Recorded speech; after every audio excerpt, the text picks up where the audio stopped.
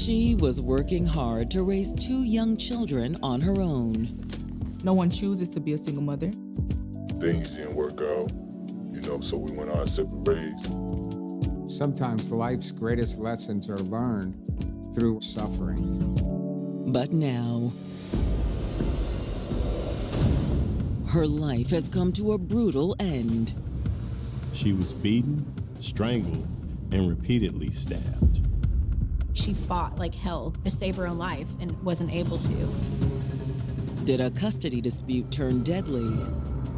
Like most custody battles, there was issues. Her ex was causing, quote, trouble. Or did a new lover panic in the face of unexpected obligations? She told me that she was pregnant. Investigators struggled to identify the killer. Anybody that she had been casually dating was a potential suspect. It's becoming more and more perplexing. But can police uncover the secret that led to her murder? We all have stuff that we'd like to keep hidden. I've never seen anybody be so cold-hearted in my entire life.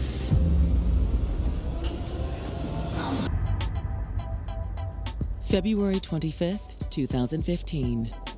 It's a chilly Wednesday afternoon in Houston, Texas, America's 4th largest city. Houston is a huge city. It keeps growing. People seem to flock here. We have our host of different communities, and you can really find your place here. But each year, most of these communities are touched by tragedy. It's not like other cities where you don't hear about a murder for a month. We have hundreds a year. And today, another name is about to be added to the city's list of victims. Exterminator, anybody home? An exterminator was spraying for bugs at a West Houston apartment complex. Exterminator coming in. As soon as he enters, he realizes there's someone in the apartment. Ma'am? Ma'am, are you okay? There was a young woman lying face down on the floor of the apartment. He thought, well, maybe she's sick, and then he saw the blood. The exterminator rushes to get the building manager. And when she arrives, she immediately calls 911. System 5 Medical, what is your emergency? I have one of the residents in this apartment. She doesn't seem that she is actually breathing. Is she moving out at all?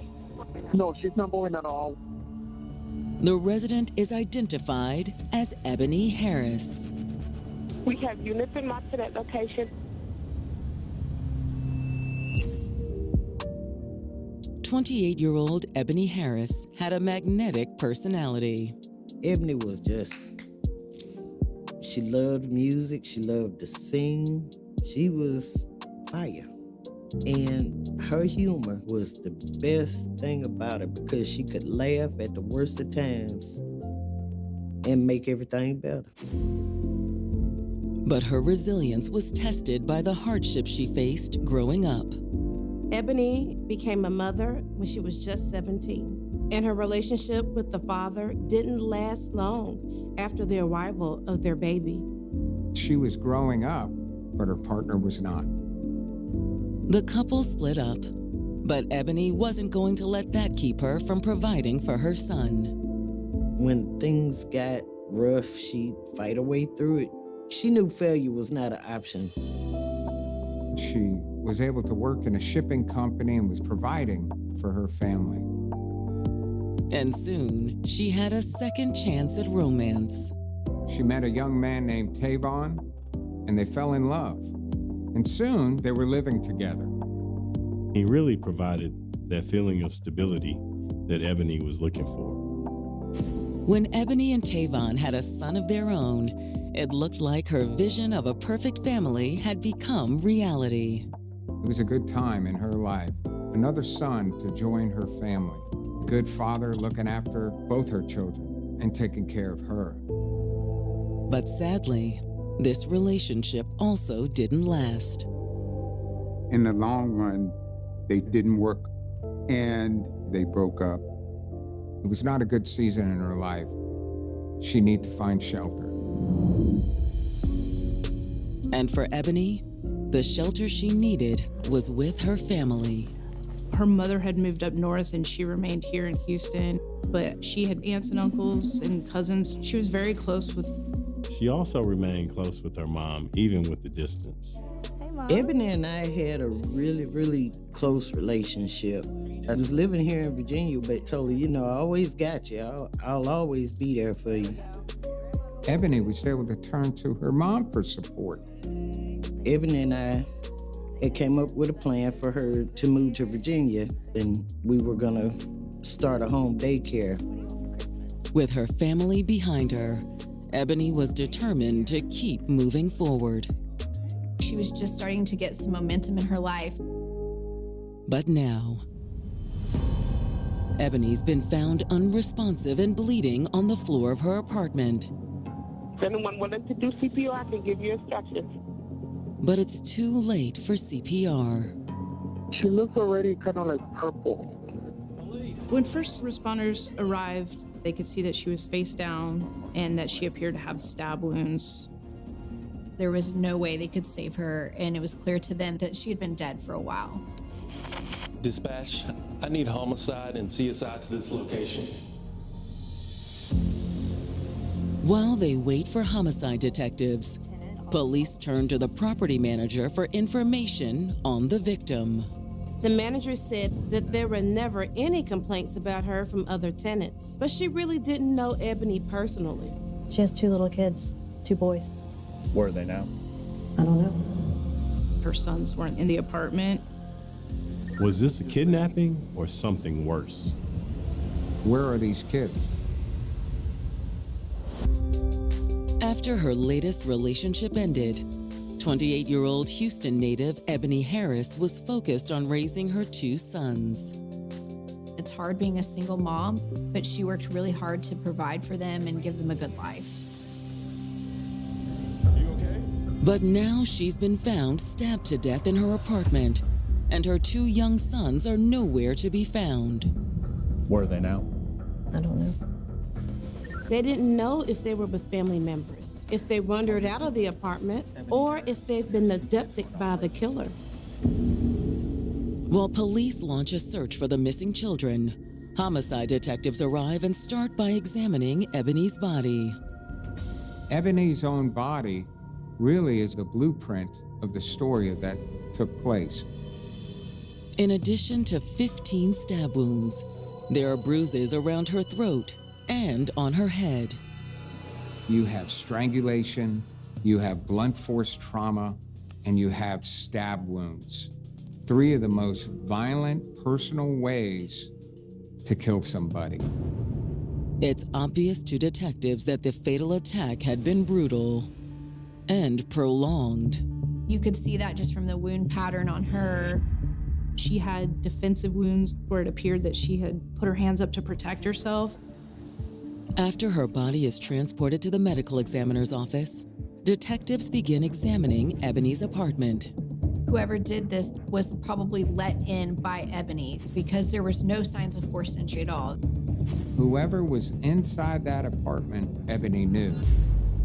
After finishing up inside, detectives canvass Ebony's neighbors, hoping that someone saw or heard something out of the ordinary. You said you've been home all day. Is that correct? Did you hear anything suspicious today? Any loud noises? Anything from your upstairs neighbors or anything like that? No, sir. They just know Ebony as a good neighbor. Ebony pretty much kept to herself. She wasn't somebody that would think was involved in anything nefarious. But as detectives finish talking to the neighbor, someone very close to Ebony arrives at the scene. Excuse me. What's going on? A woman came up to the police and said that she was Katrina Sharp, and she was Ebony's cousin. She lived nearby, and she saw all the police cars near Ebony's apartment and went to check on her. Katrina is horrified when she learns what's happened to Ebony. But when she pulls herself together, she gives detectives their first lead. This has to be her baby's daddy. Ebony was involved in a custody battle. His name is Tavon Lawson. And that's the children's father? Just the youngest boy. Like most custody battles, there was issues. It got pretty ugly. What do you mean? She says tensions flared when Ebony sent her sons to stay with their grandmother in Virginia. She said, Mom, my babysitters keep letting me down, and my job already told me if I missed any more work, I was gonna be terminated. Being a single parent, she doesn't have someone to fill in the gaps. I said, just send the kids back with me. And she sent both of the boys home with me, back to Virginia. When Tavon found out, he was furious. Tavon filed custody papers, and the court ordered Ebony to bring his son back to Houston. Despite the custody resolution, the situation between them was still tense. Ebony's ex was causing trouble. They've been having arguments. Is that where the boy is now, with his father? No, he's probably with Ebony's sister. She babysits for her. And the older boy, he's still in Virginia? Yeah. With their first solid lead, detectives return to the homicide unit and contact Ebony's sister. The reason I wanted to talk to you today is because you were babysitting her child. Is that correct? Yes, sir. Pretty much every day when she go to work. Okay, and when did she drop him off? She dropped him off Monday. She told police she had been babysitting Ebony's youngest son, but Ebony failed to pick him up after work on Tuesday. Her sister had kept him an extra night, and when she had to go to work that morning, she left the boy with her and Ebony's father. After establishing that both of Ebony's sons are safe, detectives start looking at Tavon Lawson. Given the custody battle, everybody can see why he's high-ranking on the list. But when investigators try to get him for an interview, he's MIA. Detectives couldn't reach Tavon, but they left messages that they wanted to talk to him. They then subpoenaed Ebony's phone records so they could look at the recent contacts she had with them. Before the records can be provided, detectives hear from Tavon, but not the way they expected. Really? I'll be right down. Who is it? Tavon Lawson. Tavon has come in to see the police, but not because they asked to talk to him.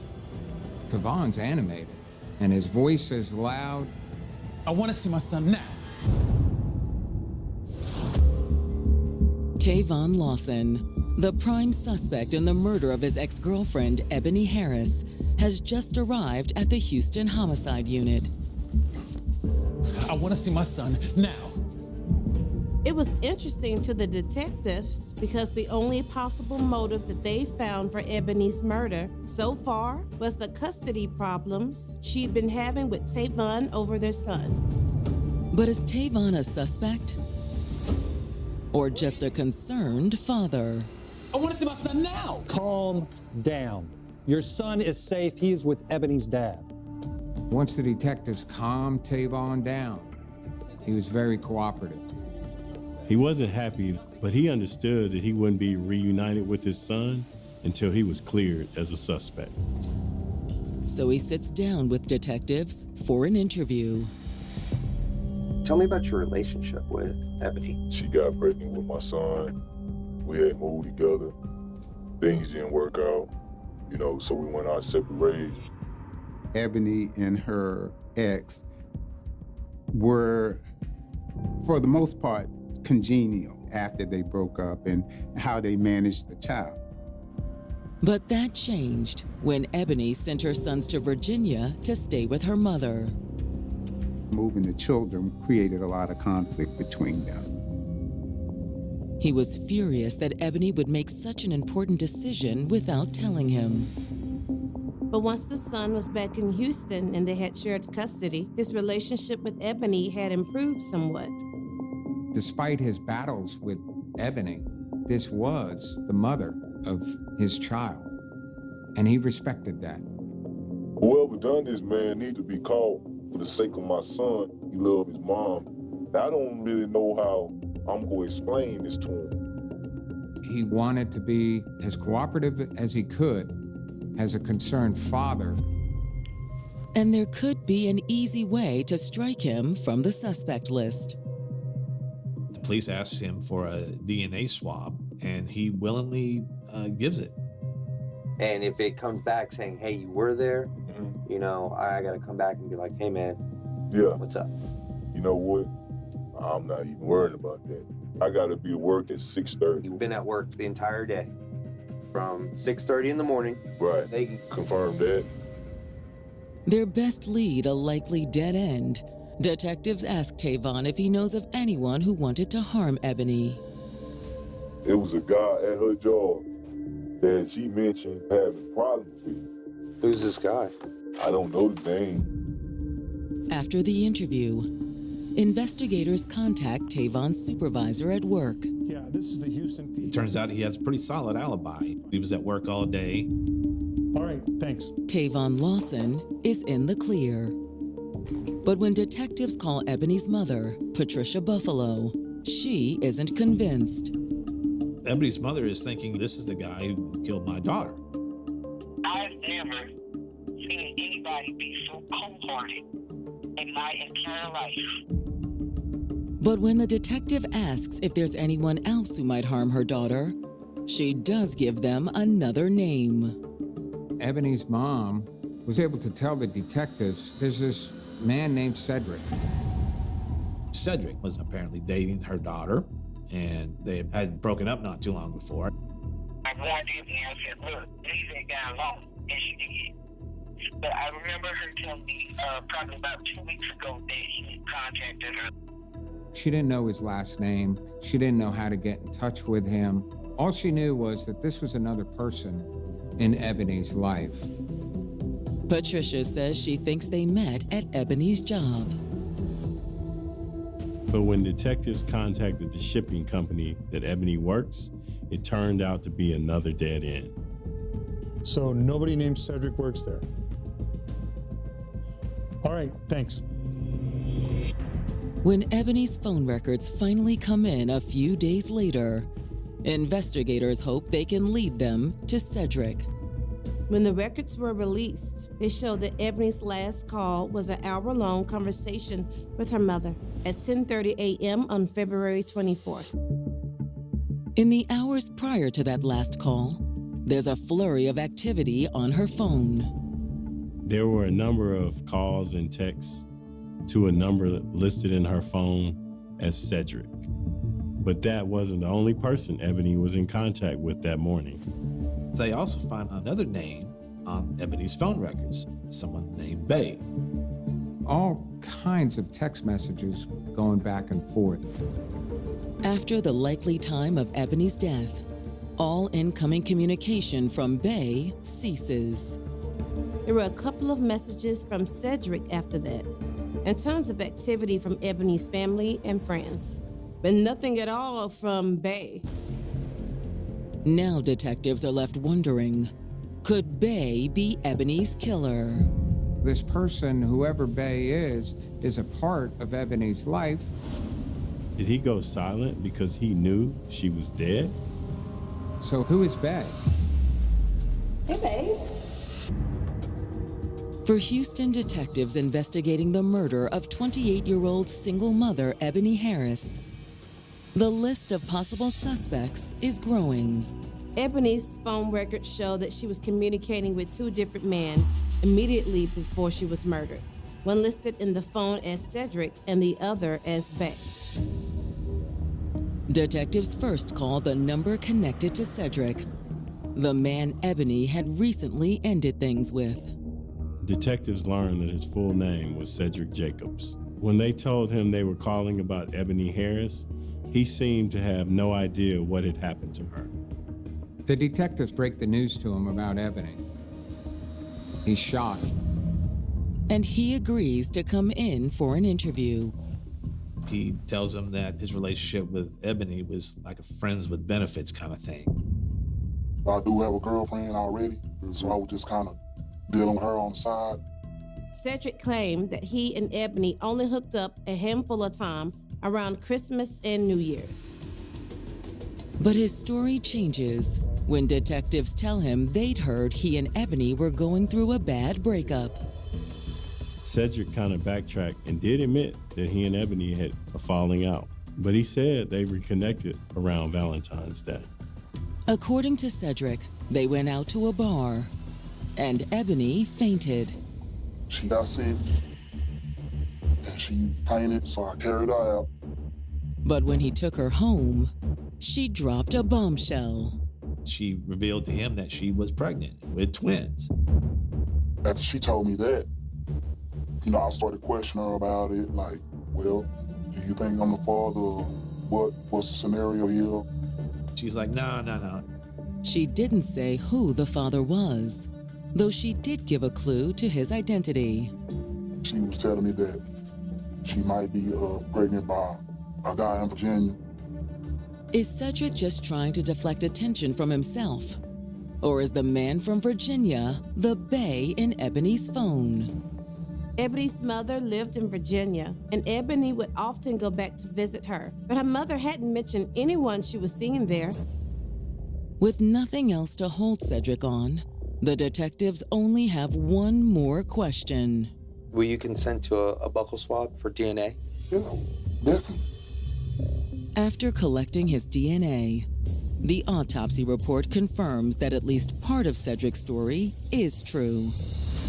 The autopsy revealed that Ebony was almost 6 weeks pregnant with twins when she was stabbed to death. The medical examiner took a DNA sample from the unborn children to compare with DNA samples from Tavon Lawson and Cedric Jacobs. While waiting for the results, investigators focused their attention on identifying the man listed as bae in Ebony's phone. When they started speaking to Ebony's friends, this idea kept coming up that she was kind of smitten with a guy that's in the Navy. And the number listed for bae has a Norfolk, Virginia area code. The Norfolk area is home to several major U.S. naval installations. So detectives call Ebony's mother, Patricia Buffalo, again. The detectives ask Ebony's mom, do you know of anybody that Ebony's been in touch with there in Virginia? Patricia immediately gives them a name, Marcus Murphy. Marcus Murphy is the neighbor of Patricia Buffalo's that's in the Navy. But she can't understand why they're asking about him. I said, that's my godson. This is somebody that I revered like one of my own children. Marcus actually lived in the same apartment complex as Ebony's mom. Ebony would go to Virginia to see her mom, and it was on one of those visits where her mom introduced Ebony to Marcus. Hey, Marcus, how are you doing? Good. I'm glad you're here. I'd like to introduce you to Ebony, my daughter. Hi, it's nice to meet you. Ebony and Marcus were close friends, but her mother insists that's all they were. Marcus had a very serious girlfriend, and he had children with her. So I don't think that Miss Buffalo saw him as a romantic match for her daughter. Oh, yes. Him and his girlfriends are always helping me out. They are really good about that. It's nice to hear that. We're always happy to help. Miss Buffalo could not believe that he could be involved in this in any way. But alarm bells go off when, as Patricia gives them the number she has for Marcus, it's a match for bae's contact in Ebony's phone. Now that they had identified bae as Marcus, detectives flew to Norfolk, Virginia to try to talk to him and his commanding officer. At the naval base, his commander tells the detectives that Marcus is temporarily on duty in Pensacola, Florida, but he can't imagine he'd be involved. He had been in the Navy for several years. He was doing well. He was making rank. It wasn't a paycheck for him. He actually enjoyed being in the Navy. But the detectives are more interested in Marcus's character than his service record. Is he manipulative? Did he have anger or any control issues? Not that I ever saw. He never showed like overly aggressive behavior toward anyone else.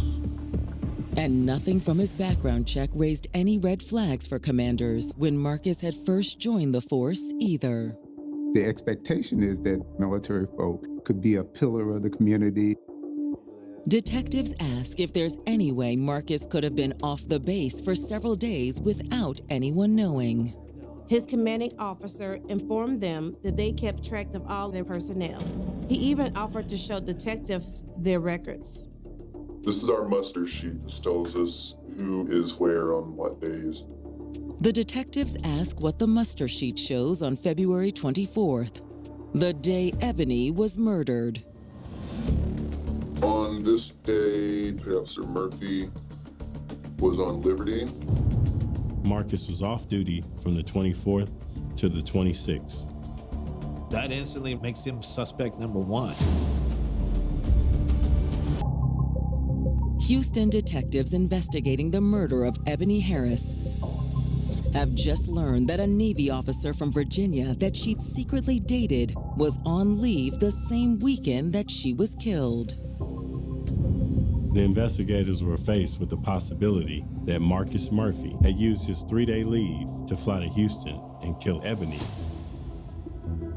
The next step for the detectives is to contact Marcus and get his side of the story. There was one problem, though. Marcus was currently in Florida for training, so they couldn't speak with him face to face. They returned to Houston and called Marcus to interview him over the phone. Mr. Murphy? Yeah. Okay, hey. Surprisingly, he readily admits that he did hook up with Ebony on one of her trips to Virginia. Marcus shared some things about the relationship, but he didn't talk about the pregnancy. And he says he knows nothing about Ebony's murder.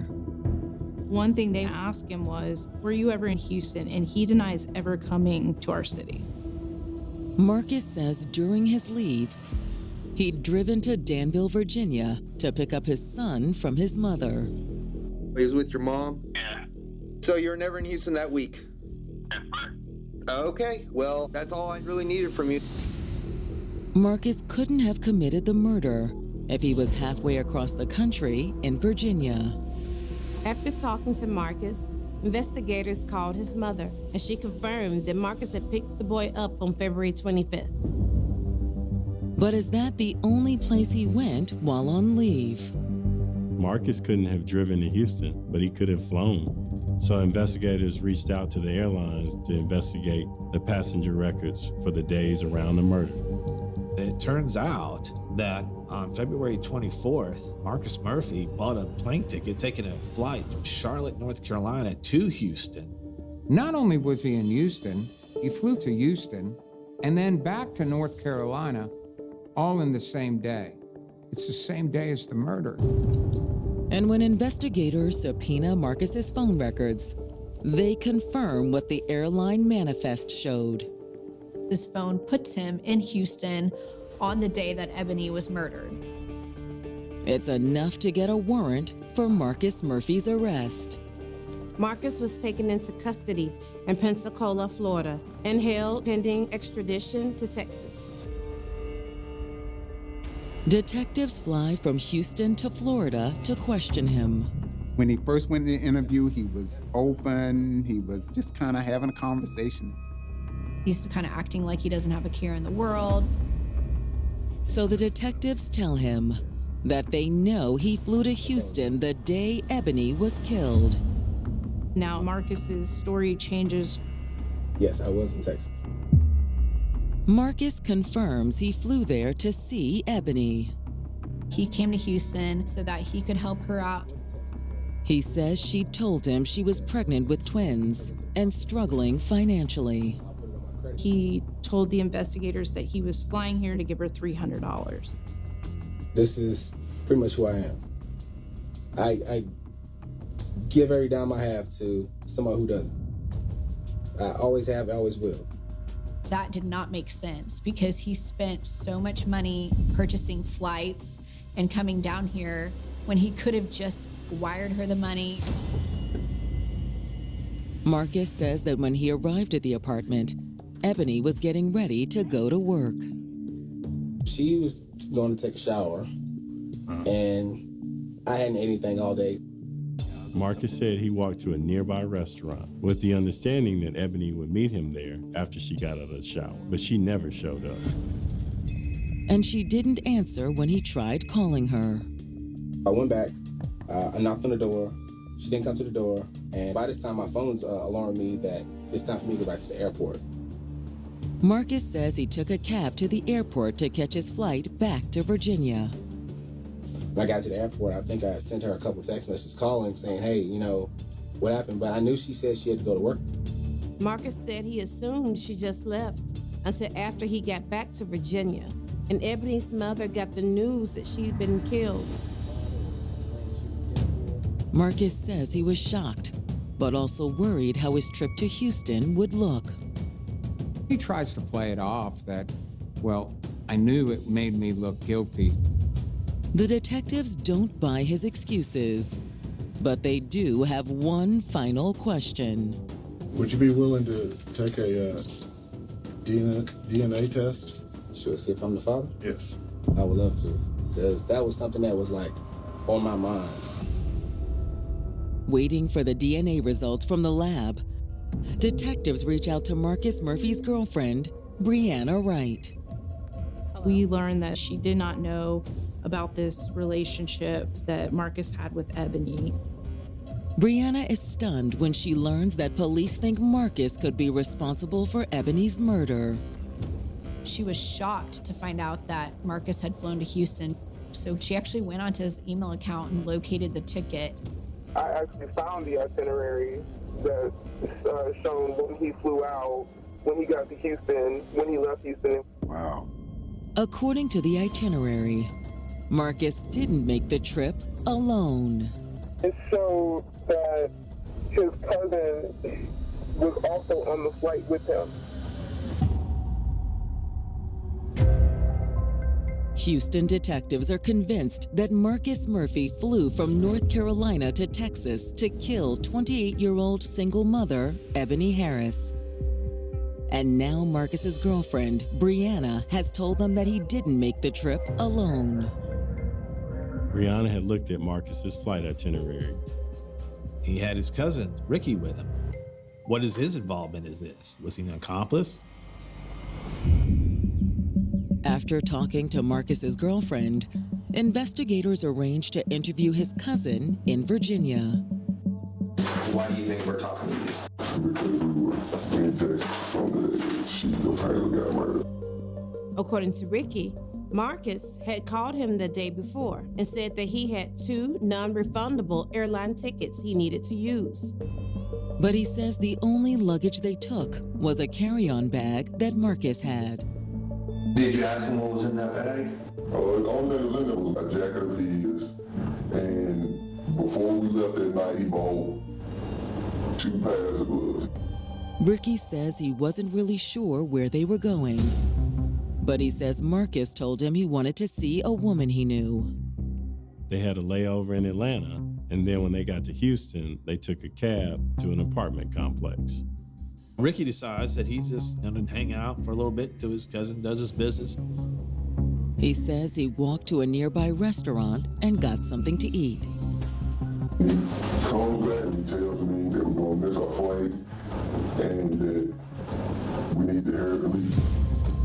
Ricky said that he and Marcus took a cab back to the airport and flew home. He said that Marcus never told him what had happened at the apartment. It didn't make a lot of sense to us, but we couldn't really disprove it either. Ultimately, no charges are filed against Marcus's cousin. The police and the district attorney were focused on assembling evidence against Marcus, not on making the case more complicated.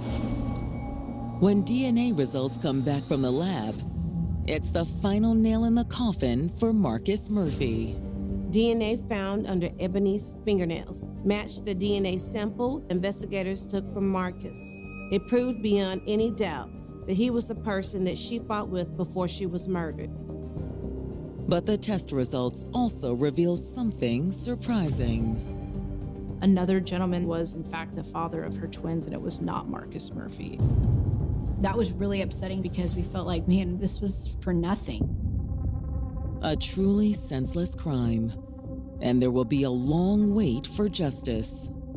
Ebony's family had to wait 7 years for this case to go to trial. COVID shut our courthouse down, and we just had to be patient and wait. In November of 2022, Marcus Murphy finally goes on trial for Ebony's murder. He was charged with capital murder because he killed Ebony knowing that she was pregnant, so he was held responsible for killing more than one person. In their opening statement, the prosecution argues that it was Ebony's pregnancy that led to the murder. Ebony had told Marcus that she was pregnant with twins and that she thought he was the father. He realized that he was going to have to confess some things to his girlfriend that he did not want to. He was acting on the fear of what that might mean for his life. And what his fear made him do was carefully plan a murder.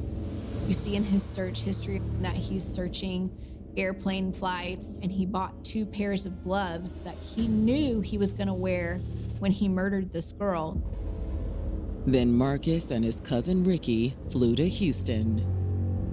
Ricky raided at a nearby restaurant while Marcus went to Ebony's apartment. She liked this guy, and I think she opened the door willingly. Hey, babe. You should have told me you were here. I was about to take a shower. I wanted to surprise you. Marcus quickly revealed the real surprise. You want something to eat? Sure.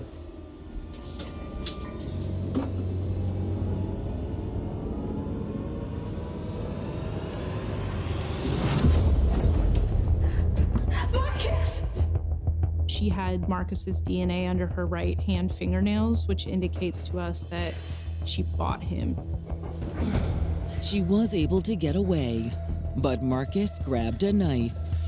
We believe the knife was taken from her knife block in the kitchen.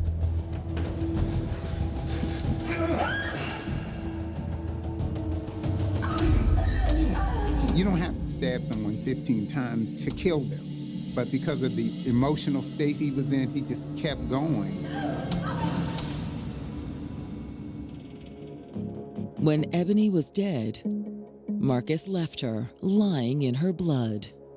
Marcus cleaned any blood that had gotten on him and left the apartment. Somewhere on his walk back to meet his cousin Ricky, he disposed of the knife. And then they got a taxi back to the airport. Sitting through the prosecution's case is an emotional ordeal for Ebony's family. The family saw the brutal autopsy photos. They heard all this graphic testimony. I did excuse myself out the courtroom a few times. But through it all, the defense maintains that Marcus didn't kill Ebony Harris. They argued that Marcus went to her apartment that day, but actually never saw her, and then went back to the airport. The defense's argument was that it was somebody else involved in her life. And they also attempt to dismiss the DNA evidence. The defense claimed that there could be DNA from Marcus under Ebony's fingernails because she scratched him the last time they had sex. We had a DNA expert to testify. Unless she didn't shower from November until February when she was killed, that it would be completely unlikely that his DNA would have remained under her fingernail. The jury isn't impressed by the defense's arguments. The jury found Marcus Murphy guilty of capital murder, which in the state of Texas was an automatic sentence of life in prison without the possibility of parole. The family's long wait is finally over. I had a lot of joy because my baby finally got some justice. But nothing can restore what Marcus Murphy took from Ebony's family. Once you lose someone, you never get over it. It gets a little easier, but you never get over it. Had Marcus just waited a little while longer, he would have been able to establish that he wasn't the father. A beautiful life was lost because he made the wrong assumptions. There are some criminal cases that become infamous because investigators quickly identify a suspect, uncover a motive, and eventually bring justice to the victims. Others remain etched into history for an entirely different reason. They leave behind only fragments, pieces of evidence, scattered witness accounts, unanswered questions, and families who spend decades waiting for explanations that never come. The alphabet murders belong firmly in the second category. More than 50 years have passed since 3 young girls disappeared from the streets of Rochester, New York. Their lives ended in horrifying circumstances, yet no court has ever convicted anyone for their murders.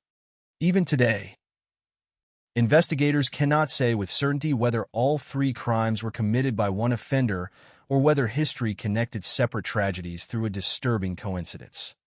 The uncertainty has become part of the story itself. Rochester in the early 1970s was known primarily as a thriving industrial city. Large employers attracted thousands of working families, neighborhoods were filled with modest homes, and children often walked to nearby stores without attracting concern. Running errands alone was considered a normal part of growing up. Parents trusted the streets they knew. Neighbors recognized one another. A short walk to a pharmacy or grocery store was an ordinary responsibility rather than a dangerous journey. That ordinary sense of security makes the events that followed even more unsettling.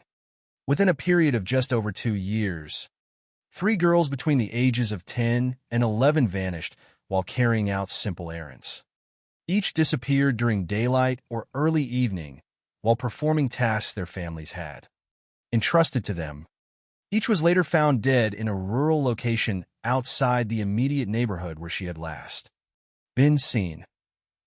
Investigators documented evidence of sexual assault in each case, and all 3 children died from strangulation. Those similarities alone would have drawn comparisons. Yet another detail transformed the investigations into one of America's most recognizable cold cases. Every victim shared matching initials in her first and last name: Carmen Colon, Wanda Volkovich, Michelle Maenza. Even more unsettling, each girl's body was discovered in or near a location whose name began with the same letter. Carmen Colon near Churchville and Riga, Wanda Volkovich in Webster, Michelle Maenza in Macedon. To many observers, the pattern seemed impossible to ignore. Newspapers quickly embraced the label alphabet murders, while others referred to the crimes as the double initial murders. The unusual naming convention inevitably reminded readers of Agatha Christie's famous novel, The ABC Murders, in which a killer deliberately follows an alphabetical sequence to taunt investigators. Whether the resemblance reflected an intentional signature or nothing more than an extraordinary coincidence remains one of the central questions surrounding the case. Importantly, law enforcement has never officially confirmed that a single person committed all 3 murders. While many detectives believed the similarities deserved serious consideration, others cautioned against allowing a striking pattern to overshadow differences between the investigations. That debate continues today, illustrating how difficult it can be to separate evidence from assumption in an unsolved case. The passage of time has not diminished the emotional weight carried by these crimes. For the families involved, the case has never been defined by newspaper headlines or memorable nicknames.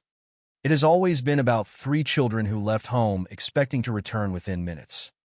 None of them imagined that an ordinary errand would become the final journey of their lives. Before the theories, before the speculation about serial offenders, before suspects were investigated and eventually dismissed, there were simply families waiting. A mother expecting medicine to be brought home, another waiting for groceries, another believing her daughter would return after helping recover a misplaced wallet. Those everyday moments would become the last memories their loved ones carried before everything changed. Looking back from the present, it is tempting to view the early 1970s through the lens of what eventually happened. Yet at the time, Rochester had no reason to believe it was becoming the setting for one of the country's most haunting unsolved child murder cases.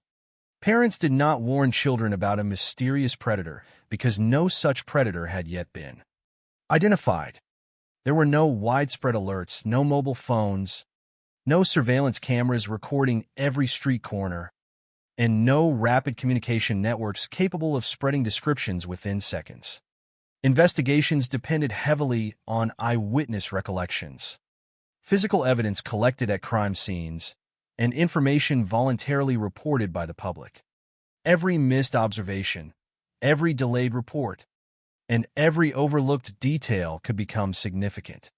As investigators would later discover, some witnesses believed they had seen events connected to the first disappearance but did not contact authorities immediately because they assumed they were observing an ordinary family dispute.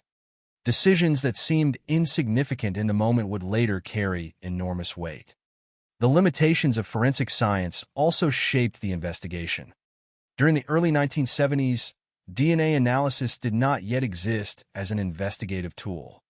Detectives relied on interviews, fingerprints when available, physical evidence recovered from crime scenes, and painstaking comparisons between individual cases. Information that modern investigators might resolve through advanced forensic testing often remained uncertain for decades. As a result, many questions surrounding the Alphabet murders have survived into the 21st century. Modern investigators continue to examine preserved evidence whenever possible, hoping advances in forensic technology may eventually provide answers that were impossible to obtain when the crimes first occurred. But even with decades of scientific progress, the central mystery remains unresolved. Who targeted these three girls? Were they chosen by one offender who repeatedly exploited vulnerable children running ordinary errands? Or did coincidence create a pattern that never truly existed? Why were their bodies abandoned where they were found? Was the alphabetical connection deliberate? Or was it a tragic accident of names and geography that forever shaped public perception of the case? These are not simply historical questions. They remain active mysteries that continue to define one of New York's most enduring cold cases. Before detectives could debate patterns, suspects, or theories, however, there was only one missing child. Her name was Carmen Colon. She was 10 years old, and on the afternoon of November 16, 1971, she left home to perform a simple task for her family. She never returned. Long before newspapers gave the case a name, before investigators searched for patterns, and before the public began debating whether a single offender could be responsible for multiple crimes, there were simply three children living ordinary lives in Rochester, New York. They were not connected by friendship, family, or school. They lived in different neighborhoods and came from different cultural backgrounds. Their families had different histories, different routines, and different dreams for the future. Yet all three girls shared something much more important than the coincidence that would later define the investigation. They shared the ordinary freedom of childhood in early 1970s America, a time when parents commonly trusted children to complete short errands alone, believing they would safely return home within minutes. Understanding that everyday world is essential to understanding why the Alphabet murders shocked an entire community. Rochester during the early 1970s was a major industrial city in western New York. Thousands of working-class families depended on local industries for their livelihoods, and neighborhoods were built around schools, churches, neighborhood stores, and familiar streets. Many families lived modestly, often balancing limited incomes with the responsibilities of raising several children. It was common for older children to contribute in small but meaningful ways, helping parents by running to the pharmacy, buying groceries, or completing other nearby errands. These responsibilities were viewed as natural steps toward independence rather than unnecessary risks. Most parents believed that a short walk to a neighborhood business was perfectly safe. Children learned familiar routes, greeted neighbors they recognized, and returned home carrying groceries, prescriptions, or other small purchases. No one imagined that these simple routines could become opportunities for violence. Among the 3 victims was 10-year-old Carmen Colon. Carmen grew up in a Puerto Rican family living in Rochester. Her family, like many others in the city, worked hard and lived with limited financial resources. Every member of the household contributed where they could, and Carmen was known as a helpful daughter who willingly assisted her mother with everyday tasks. According to those who knew her, she was polite, dependable, and accustomed to completing small errands close to home. There was nothing unusual about asking Carmen to visit a nearby pharmacy. It was exactly the kind of responsibility that many children her age handled every week. Her family had no reason to believe that a familiar trip through familiar streets could end in tragedy. Carmen's disappearance would later become the first event in what investigators suspected might be a much larger pattern. But on that November afternoon in 1971, no one could have recognized it as anything more than an isolated emergency. The second child, Wanda Lee Volkovich, came from a Polish-American family also living in Rochester. Wanda was 11 years old. Friends and relatives remembered her as a quiet girl who enjoyed reading and frequently helped her family with shopping. Like Carmen, she lived in a household where children often assisted with everyday responsibilities. Going to the grocery store was simply another part of daily life. The stores were nearby, the streets were familiar, and there was little reason to think that danger waited between home and the neighborhood market. By the time Wanda disappeared in April 1973, Rochester had already experienced the unsolved murder of Carmen Colon more than a year earlier. Yet despite that earlier tragedy, daily life had largely continued. Families still needed groceries. Parents still depended on their children for small errands. The city had not yet begun living under the constant fear that would follow Wanda's murder. Only afterward would investigators begin placing the 2 cases side by side, noticing similarities that had been impossible to recognize when Carmen first vanished. The third child was Michelle Maenza, also 11 years old. Michelle lived with her family in another Rochester neighborhood where ordinary routines shaped everyday life. On the day she disappeared in November 1973, she left home to help recover her mother's misplaced wallet. Once again, the task appeared entirely ordinary. There was no indication that Michelle intended to travel far or place herself in danger. She was simply helping her family, just as countless children had done before her. That ordinary decision would become the final known choice she ever made. Looking at the lives of these 3 girls together reveals striking similarities that extend beyond their initials. All 3 were between 10 and 11 years old, an age when children begin exercising greater independence while still relying heavily on the guidance and protection of their families. Each girl was carrying out a routine errand rather than engaging in unusual activities. None had intentionally placed herself in a dangerous situation. Their disappearances occurred during everyday moments that should have ended with a safe return home. These shared circumstances later became important to investigators attempting to determine whether the crimes were connected. Detectives considered whether the offender, if there was only one, deliberately selected children performing predictable routines. A child walking alone to a neighborhood business presented an opportunity that required little planning once daily habits had been observed. At the same time, investigators also recognized the danger of drawing conclusions based solely on similarities. Many children in Rochester completed errands every day. Similar routines did not necessarily prove a common offender.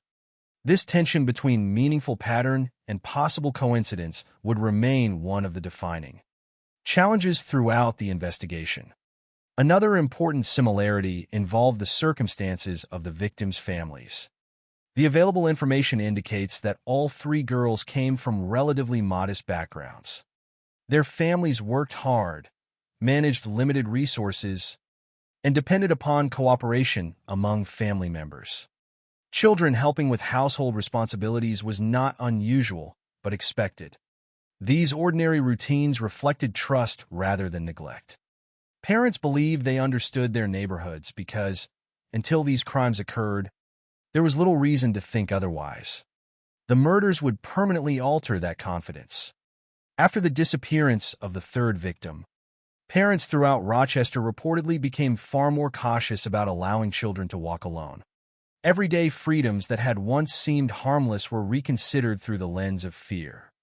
The city changed not because of proven knowledge about an offender, but because uncertainty itself became frightening. People no longer viewed ordinary errands as ordinary. Every delayed return home became a reason for concern. Every unfamiliar vehicle attracted greater attention. Every child walking alone reminded parents of 3 families whose routines had ended in unimaginable loss. The similarities among the victims also influenced the direction of the police investigation. Detectives compared their ages, appearances, daily habits, and the circumstances under which each child disappeared. They examined whether the offender, if there was one, displayed a consistent method of selecting victims. The girls had all been alone. Each had been engaged in a routine task. Each disappeared before reaching the safety of home. Those observations encouraged investigators to explore the possibility of a serial offender operating within the Rochester area. Yet despite those similarities, certainty remained elusive. Law enforcement has never officially declared that one individual committed all 3 murders. Instead, investigators have continued acknowledging both possibilities: that the cases represent the work of one predator, or that separate offenders committed crimes later connected through extraordinary coincidence. This careful distinction remains important because the evidence has never conclusively resolved the question. What remains beyond dispute, however, is the devastating human cost. Carmen Colon, Wanda Volkovich, and Michelle Maenza were not symbols, headlines, or mysterious initials when their stories began. They were daughters trusted with simple responsibilities by families who expected to see them again before the day ended. Their routines reflected ordinary childhood rather than extraordinary risk. That is perhaps the most haunting aspect of the Alphabet murders. Nothing about the girls themselves suggested they would become victims. Nothing about their errands appeared unusual. There were no dramatic warnings, no dangerous adventures, and no reckless decisions. Their lives intersected with violence not because they sought danger, but because danger found them during the most ordinary moments imaginable. Before investigators would search highways, interview hundreds of witnesses, compare evidence, and debate theories for decades, the case began with one simple afternoon in November 1971. A mother handed her 10-year-old daughter a prescription and asked her to visit a nearby pharmacy. It was a request made countless times in countless households. On that day, however, it became the first chapter in one of America's most enduring unsolved mysteries. On the afternoon of November 16, 1971, nothing suggested that Rochester was about to become the setting of one of America's most haunting unsolved murder cases. For the Colon family, the day had begun like countless others. Daily responsibilities filled the afternoon, and among those responsibilities was a simple errand entrusted to 10-year-old Carmen Colon. She had performed similar tasks before. The destination was familiar, the distance was short, and there was little reason for anyone to believe she faced extraordinary danger. Like many working-class families living in Rochester during the early 1970s, the Colon family relied on cooperation. Children often helped their parents by completing small neighborhood errands, whether buying groceries, collecting prescriptions, or delivering messages. Such routines reflected trust and necessity rather than carelessness. Parents expected children to return within minutes, and neighbors thought little of seeing young boys and girls walking alone through familiar streets. Carmen was known as a polite and dependable child who willingly helped her family. According to the available information, she did not have a reputation for wandering away or ignoring instructions. On that November afternoon, her mother asked her to visit a nearby pharmacy to pick up a prescription. The request appeared entirely ordinary. The pharmacy was only a short distance from home, and there was every expectation that Carmen would complete the errand and return safely. At approximately 4:20 p.m., Carmen entered the pharmacy.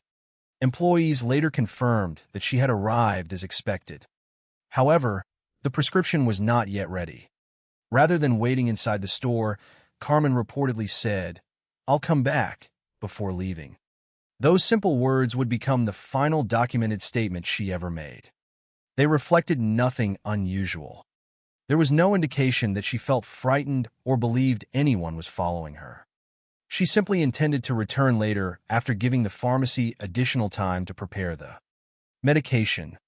Once Carmen stepped outside, the certainty surrounding her movements disappeared. Investigators were later forced to reconstruct the next stage of the afternoon almost entirely through witness accounts. Unlike modern investigations, there were no surveillance cameras documenting sidewalks or store entrances, no mobile phones recording locations, and no digital trail capable of tracing her final movements. Detectives depended upon the memories of ordinary people who happened to be nearby, many of whom did not initially realize they had witnessed anything important. Among the most significant accounts came from individuals traveling along Interstate 490. Several witnesses later described seeing a young girl running near the highway in obvious distress. According to their recollections, the child appeared frightened. She was reportedly crying and repeatedly looking behind her as though attempting to escape someone. The scene stood out because it seemed unusual for a child to be running alongside such a busy roadway.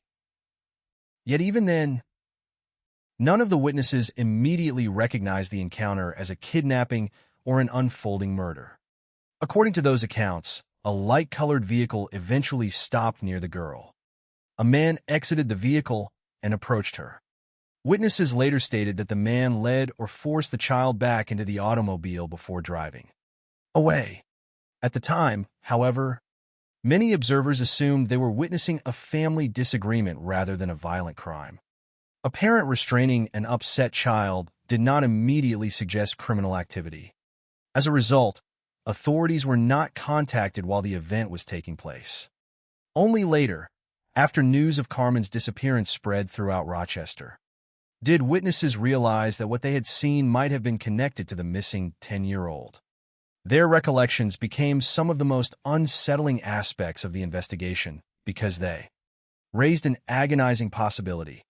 Had the true nature of the incident been recognized immediately, law enforcement might have received critical information while the child was still alive. Yet hindsight often creates clarity that simply did not exist in the moment. The people who observed the encounter could only interpret what they believed they were seeing, and nothing about the situation conclusively identified it as a kidnapping while it unfolded before them. Later that same day, the search for Carmen ended in tragedy. Her body was discovered in a rural area near Churchville and Riga, outside Rochester in Monroe County. The location was quiet and isolated, far removed from the neighborhood where she had begun her afternoon errand.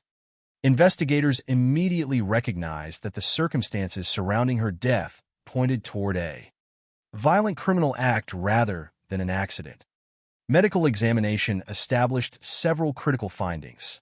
Carmen had been sexually assaulted. She had been killed by strangulation. Her body had been left outdoors in a secluded area. Investigators also noted evidence indicating that she had struggled before her death. These findings shaped the direction of the investigation almost immediately. Detectives now faced not only the disappearance of a child, but the deliberate murder of a young girl, whose final hours remained almost entirely unknown. The rural location where Carmen's body was found presented additional challenges. Outdoor crime scenes are particularly vulnerable to weather, animal activity, and accidental contamination. Every passing hour increases the possibility that valuable physical evidence may disappear forever. In 1971, these difficulties were compounded by the absence of modern forensic techniques. DNA analysis would not become available for criminal investigations until many years later. Detectives instead relied on the physical evidence they could recover, witness interviews, and painstaking investigative work. determining exactly where Carmen had been assaulted, how long she had been held, and whether she had been transported directly to the rural location or elsewhere first proved extraordinarily difficult. Investigators began an extensive inquiry. Approximately 500 people were interviewed during the early stages of the investigation. Detectives spoke with relatives, neighbors, pharmacy employees, local residents, truck drivers, known sex offenders, and anyone else who might possess relevant information. Every possible lead required examination because investigators possessed so few definitive answers. The early investigation focused heavily on people who knew Carmen personally. Detectives considered the possibility that a child her age would be more likely to trust someone familiar than willingly enter a stranger's vehicle. This line of inquiry reflected common investigative reasoning rather than evidence against any specific individual. Authorities carefully examined Carmen's relationships, daily routines, and recent activities, hoping to identify someone with both opportunity and motive. Despite the scale of the investigation, no suspect could be linked conclusively to the crime. Witness statements provided important observations, but not enough certainty to identify the individual seen near Interstate 490. Physical evidence failed to produce a definitive answer. Interviews generated numerous leads, yet none resulted in criminal charges. As weeks turned into months, the investigation gradually slowed. Without new evidence, detectives found themselves repeatedly reviewing the same information, searching for overlooked details that might finally reveal the identity of Carmen's killer. For the Colon family, however, the passage of time offered little comfort. Every unanswered question remained painfully present. The ordinary errand that had begun with a trip to the pharmacy had ended in irreversible loss. Their daughter had left home expecting to return within minutes, carrying nothing more than the responsibility of collecting medicine. Instead, she became the victim of a crime that shocked Rochester and left investigators confronting a mystery with no clear solution. At that stage, few people imagined that Carmen's murder might represent the beginning of a larger pattern. The case appeared to be a singular tragedy, horrifying but isolated. Detectives continued searching for the individual responsible, believing that solving Carmen's murder would eventually bring justice to her family. They could not yet know that more than a year later another young girl of nearly the same age would leave home on an equally ordinary errand, disappear under remarkably similar circumstances, and force investigators to reconsider everything they thought they understood about the first case. What initially seemed like one heartbreaking crime was slowly becoming something far more disturbing. Nearly a year and a half passed after the murder of 10-year-old Carmen Colon, and although her case remained unsolved, daily life in Rochester slowly returned to something resembling normality.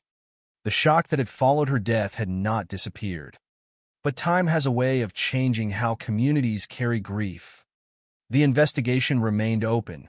Detectives continued reviewing leads, and Carmen's family continued living with unanswered questions. Yet for many residents, the fear that had briefly settled over the city gradually gave way to familiar routines. Children once again walked to neighborhood stores. Parents continued asking sons and daughters to run simple errands. Life demanded that ordinary responsibilities continue, even while one terrible mystery remained unresolved. No one knew that another family would soon experience the same unimaginable nightmare. On April 2nd, 1973, 11-year-old Wanda Lee Volkovich left home to complete a routine task for her family. Like countless children in Rochester at the time, she had been asked to buy groceries at a nearby store. There was nothing unusual about the request. Wanda was old enough to make the short trip by herself, and helping with household shopping was part of her everyday responsibilities. Those who knew her remembered an intelligent and quiet girl who enjoyed reading and willingly assisted her family whenever needed.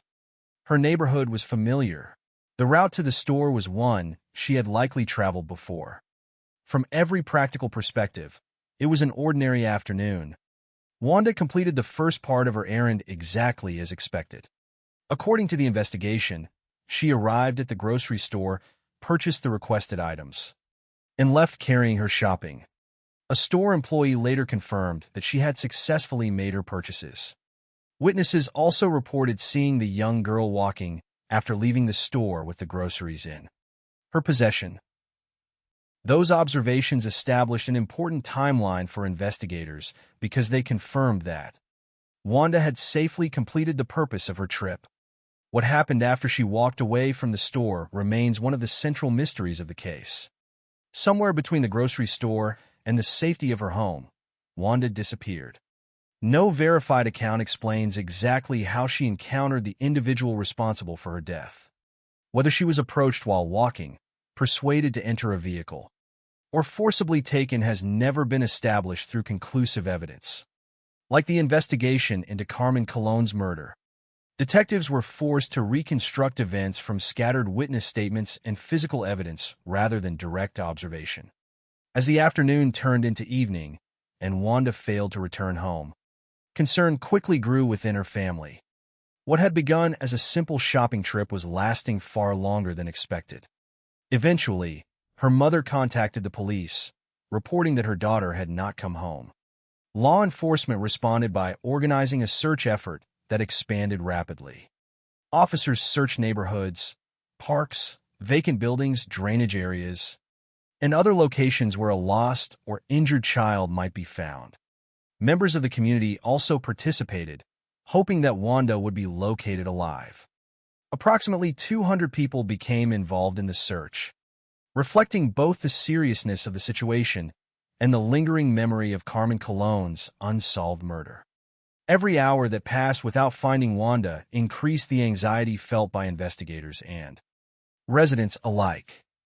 The following morning, April 3, 1973, the search reached its devastating conclusion.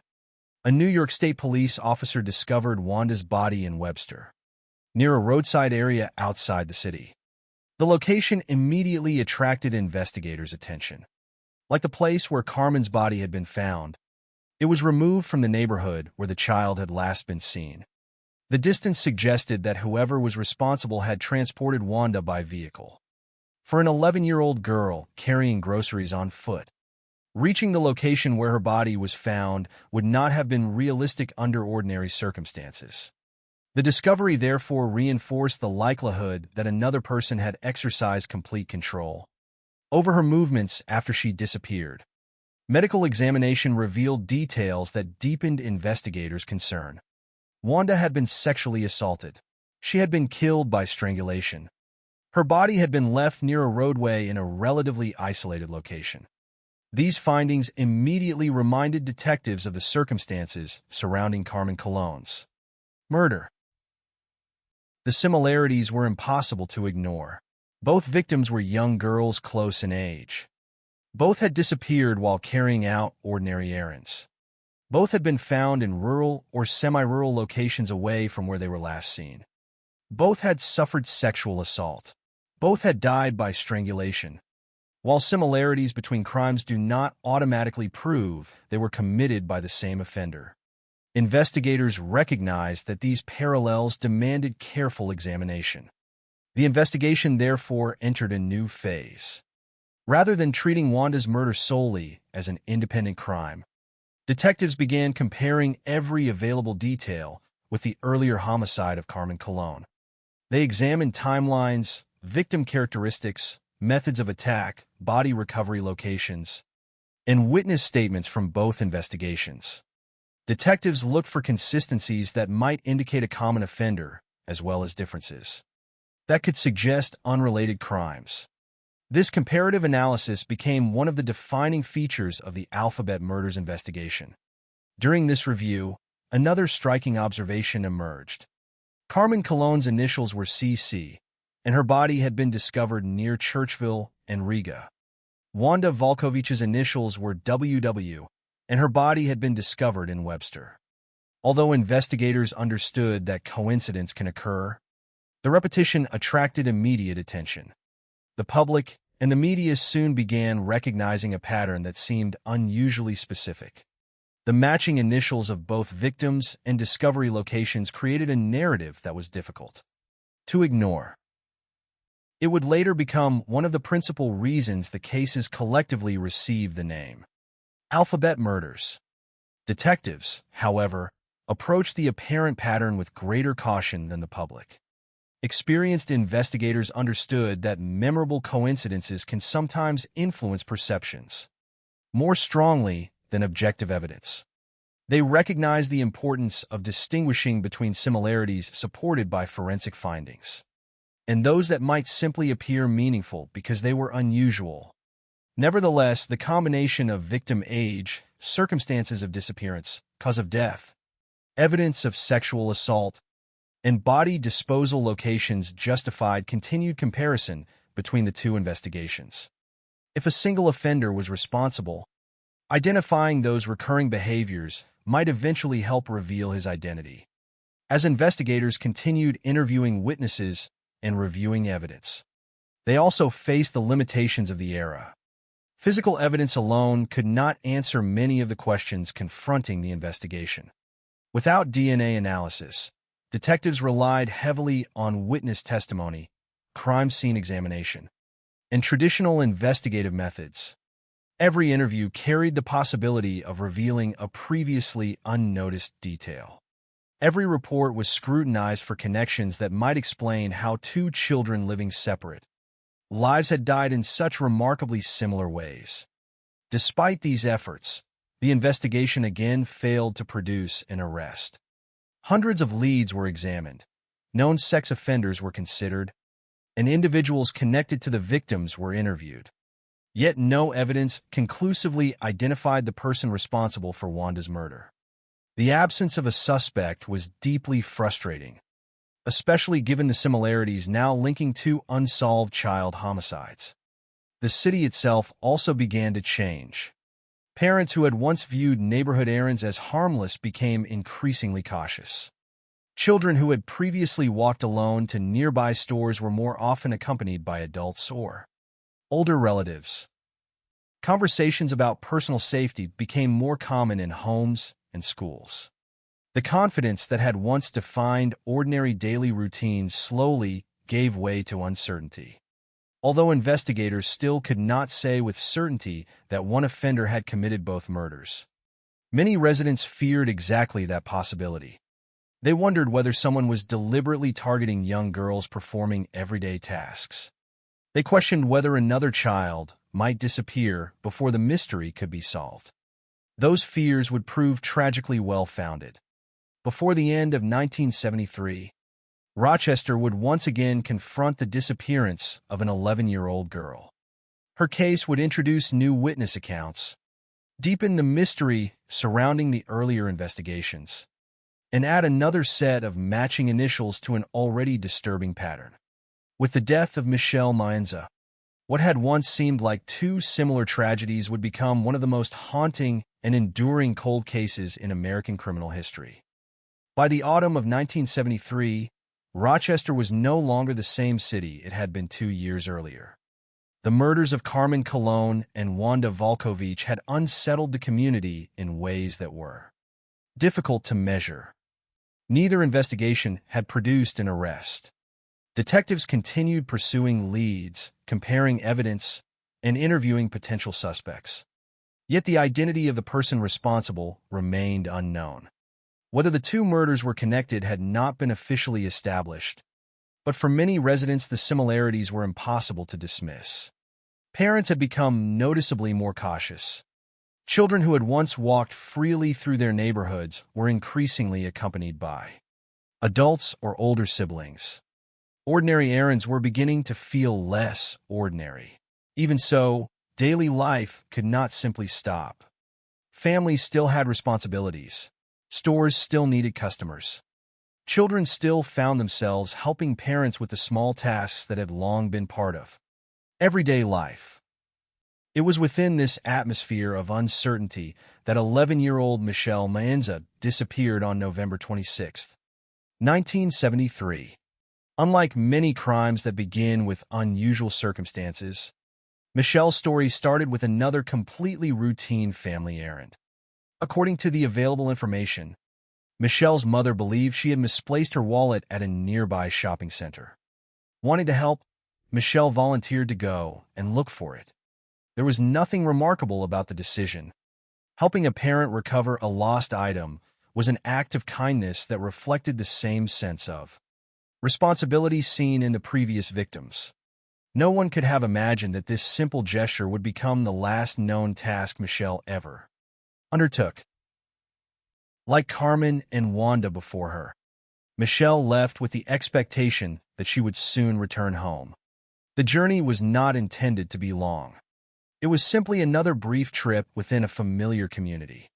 At that moment, neither Michelle nor her family knew that someone might already be watching, waiting for an opportunity to exploit the ordinary routines that children followed every day. Unlike the earlier investigations, Michelle's disappearance would eventually produce multiple witness accounts that investigators considered especially important. Although these observations still failed to identify a definitive suspect, they provided detectives with a clearer, though still incomplete, picture of what may have happened after Michelle left home. One witness reported seeing Michelle sitting inside a beige or light brown vehicle approximately 15 minutes after she had departed. According to the witness, the young girl appeared to be crying. She did not appear relaxed or engaged in casual conversation. Instead, her visible distress suggested that something was seriously wrong. The individual driving the vehicle was described as an adult male with dark hair, estimated to be between 30 and 40 years of age. This description immediately attracted investigators' attention because it represented one of the clearest observations associated with any of the three cases. Yet even with this information, identifying the driver proved impossible. The description was too general to single out one individual among the many men who matched those characteristics in the Rochester area. Another witness provided an account that became one of the most discussed elements of Michelle's case. According to the investigation, a driver encountered what appeared to be a disabled vehicle along Route 350. Standing beside the automobile was an adult man holding the arm of a young girl. Believing that the vehicle might require assistance, the witness stopped. The response that followed would later take on enormous significance. The man reportedly stated, "She's my niece." At first glance, the explanation appeared reasonable. Adults commonly travel with relatives, and nothing immediately contradicted the statement. However, the witness later recalled additional details that seemed troubling in retrospect. According to the available information, the man positioned himself in a way that partially blocked the witness's view of the girl and also attempted to obscure the vehicle's license plate. His overall demeanor was described as intimidating enough that the witness chose not to remain at the scene. Only after news of Michelle's disappearance became public did the witness realize that the encounter might have involved the missing 11-year-old. Like the motorists who had seen a frightened child near Interstate 490 during Carmen Colon's disappearance, this witness had interpreted an unusual situation through the assumptions of ordinary life. There had been no immediate certainty that a crime was occurring. It was only later, when the facts became known, that the encounter appeared deeply suspicious. Such moments illustrate one of the most painful realities of many unsolved investigations. People often recognize the significance of what they witnessed only after the opportunity to intervene has passed. This does not mean they ignored obvious criminal behavior. Rather, they interpreted events according to the information available at the time. Hindsight transforms uncertainty into apparent clarity, but that clarity simply did not exist in the moment. Eventually, Michelle Maenza's disappearance reached the same tragic conclusion as the previous two cases. Her body was discovered in Macedon, another location outside the area where she had last been seen. Medical examination determined that she had been sexually assaulted and killed by strangulation. Investigators also concluded that the body had been moved before being abandoned. suggesting that the person responsible had attempted to complicate the investigation by separating the location of the murder from the place where the victim was ultimately found. The discovery marked the third child homicide in just over 2 years involving girls of nearly identical age whose disappearances had begun with ordinary errands. Detectives immediately compared Michelle's case with the earlier murders of Carmen Colon and Wanda Volkovich. The similarities continued to accumulate. Each victim had been between 10 and 11 years old. Each had disappeared while alone. Each had been carrying out a routine family responsibility. Each had suffered sexual assault. Each had died from strangulation. Each had been left in an isolated location outside the neighborhood where she had last been seen. And once again, another extraordinary coincidence emerged. Michelle Maenz's initials were MM, and her body had been found in Macedon, another location beginning with the same letter. With 3 victims now fitting the same unusual pattern, public attention intensified dramatically. Newspapers increasingly referred to the crimes collectively as the alphabet murders or the double initial murders. The comparison with Agatha Christie's fictional The ABC Murders became unavoidable in public discussion, even though investigators remained careful not to assume that the alphabetical pattern itself represented proof of a single offender. Detectives understood that memorable coincidences could shape public opinion without necessarily reflecting criminal intent. Their responsibility was to follow evidence rather than symbolism. Even so, the similarities among the 3 investigations justified treating them as potentially connected. For Rochester residents, however, the distinction between possibility and certainty mattered less than the reality of 3 murdered children. Fear spread throughout the community. Parents reconsidered freedoms that had once seemed perfectly safe. Many no longer allowed children to walk alone, even for short distances. Simple errands that had once taken only a few minutes were now completed under adult supervision. Whenever possible, the murders altered everyday behavior because families could no longer dismiss the possibility that someone was deliberately targeting vulnerable children. Schools, neighborhoods, and households became more alert.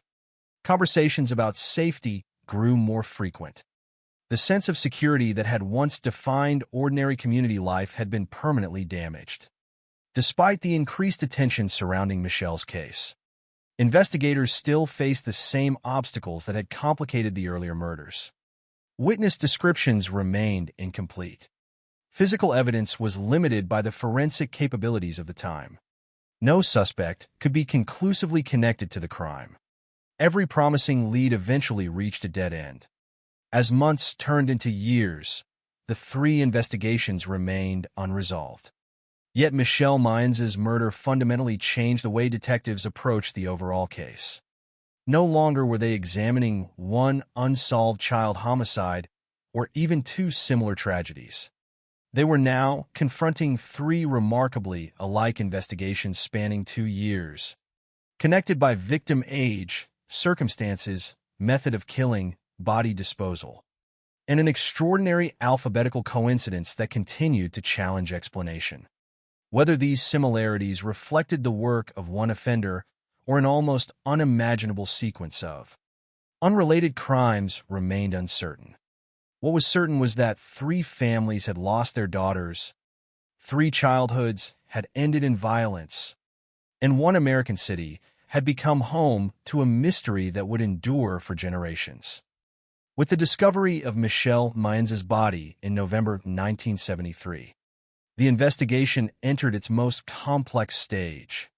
Detectives were no longer attempting to solve a single child homicide or even comparing 2 similar murders.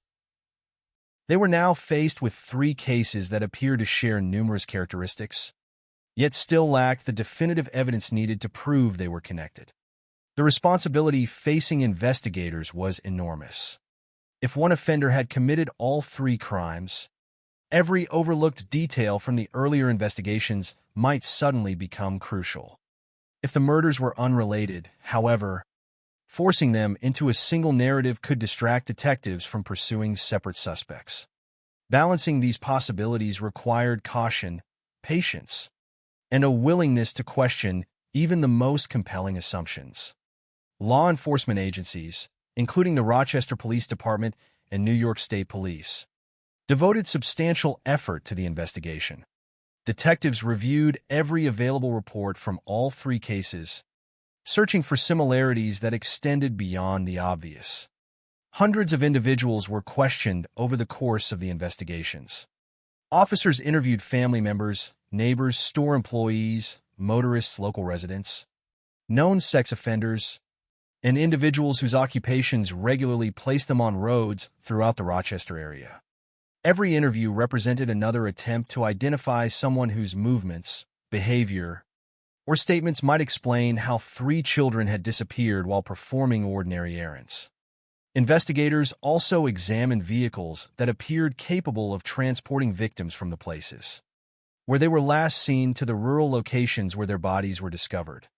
Witnesses had described automobiles in connection with both Carmen Colon and Michelle Maenza. Although those descriptions were limited, detectives attempted to determine whether any common vehicle or driver could be identified. Unfortunately, the available information proved insufficient to isolate a single suspect. Vehicle descriptions remained general rather than distinctive, and no witness could provide details capable of identifying one specific automobile with certainty. Physical evidence was collected whenever possible, but investigators faced limitations that modern detectives might find difficult to imagine. Crime scene preservation in outdoor environments presented immediate challenges. Weather, passing time, and environmental exposure all threatened the integrity of evidence left behind. Detectives carefully documented recovery locations and examined available physical material. Yet the scientific tools available during the early 1970s could only answer a limited number of questions. DNA testing did not yet exist as an investigative technique. As a result, evidence that today might establish or exclude a suspect through genetic analysis could not be examined in that way. Much of the investigation, therefore, depended upon careful comparison of circumstances rather than laboratory certainty. Detectives began identifying recurring characteristics shared by the 3 victims. Carmen Colon was 10 years old.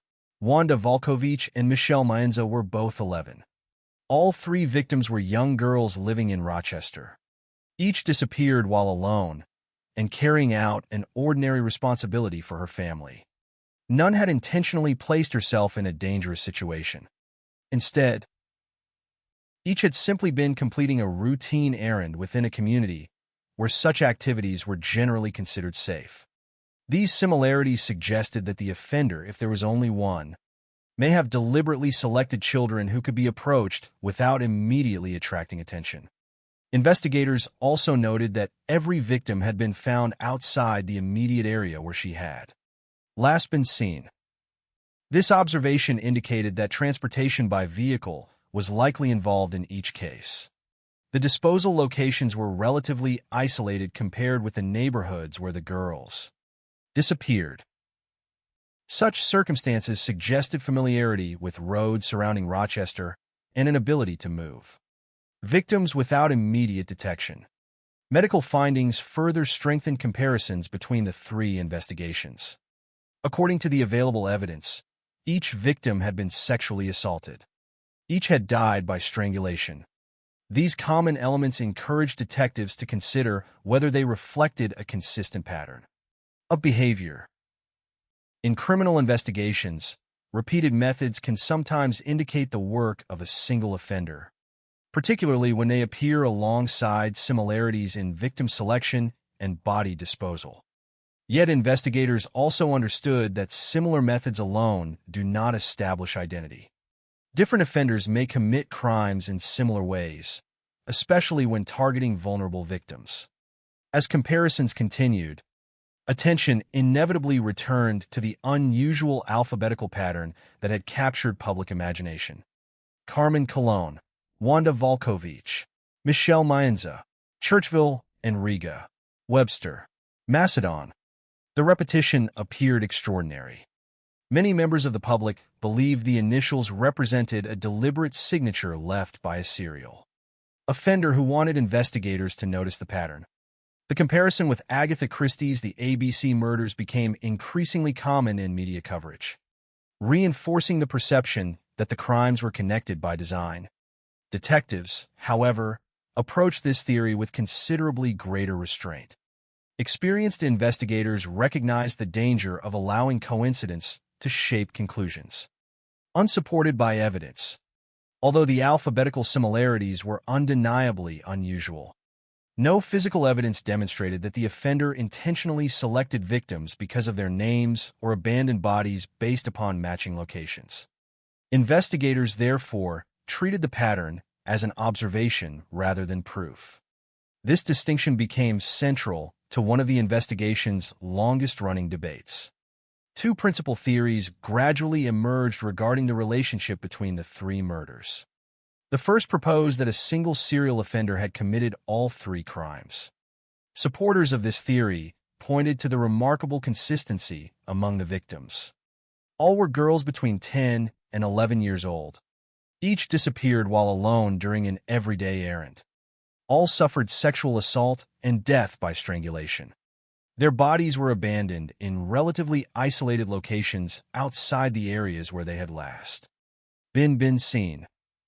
If these similarities reflected one individual's repeated behavior, then the offender had likely operated in or around Rochester for approximately 2 years, choosing vulnerable children whose predictable routines created opportunities for attack. Under this interpretation, the murderer possessed knowledge of local roads and enough confidence to transport victims beyond their neighborhoods before abandoning their bodies.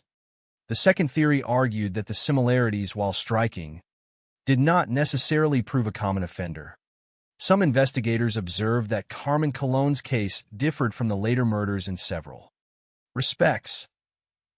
They cautioned against assuming that every resemblance indicated the same person.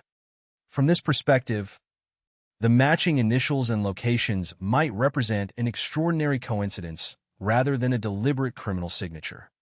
Media attention surrounding the alphabetical pattern may also have encouraged the public to interpret the cases as more closely connected than the available evidence actually demonstrated.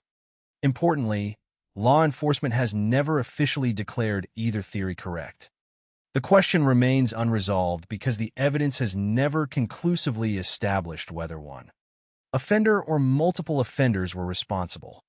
This uncertainty illustrates one of the greatest challenges facing investigators in cold cases. Detectives must continually balance pattern recognition against objective proof. Similarities may reveal hidden connections, but they can also create misleading narratives if accepted without sufficient evidence.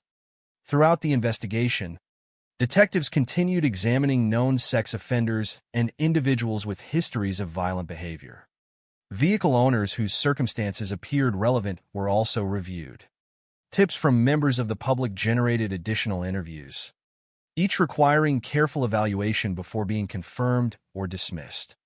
Many leads appeared promising initially, but ultimately failed to produce evidence capable of supporting criminal charges. Others ended because witness memories proved incomplete or inconsistent after the passage of time. The absence of definitive forensic technology further complicated every stage of the inquiry.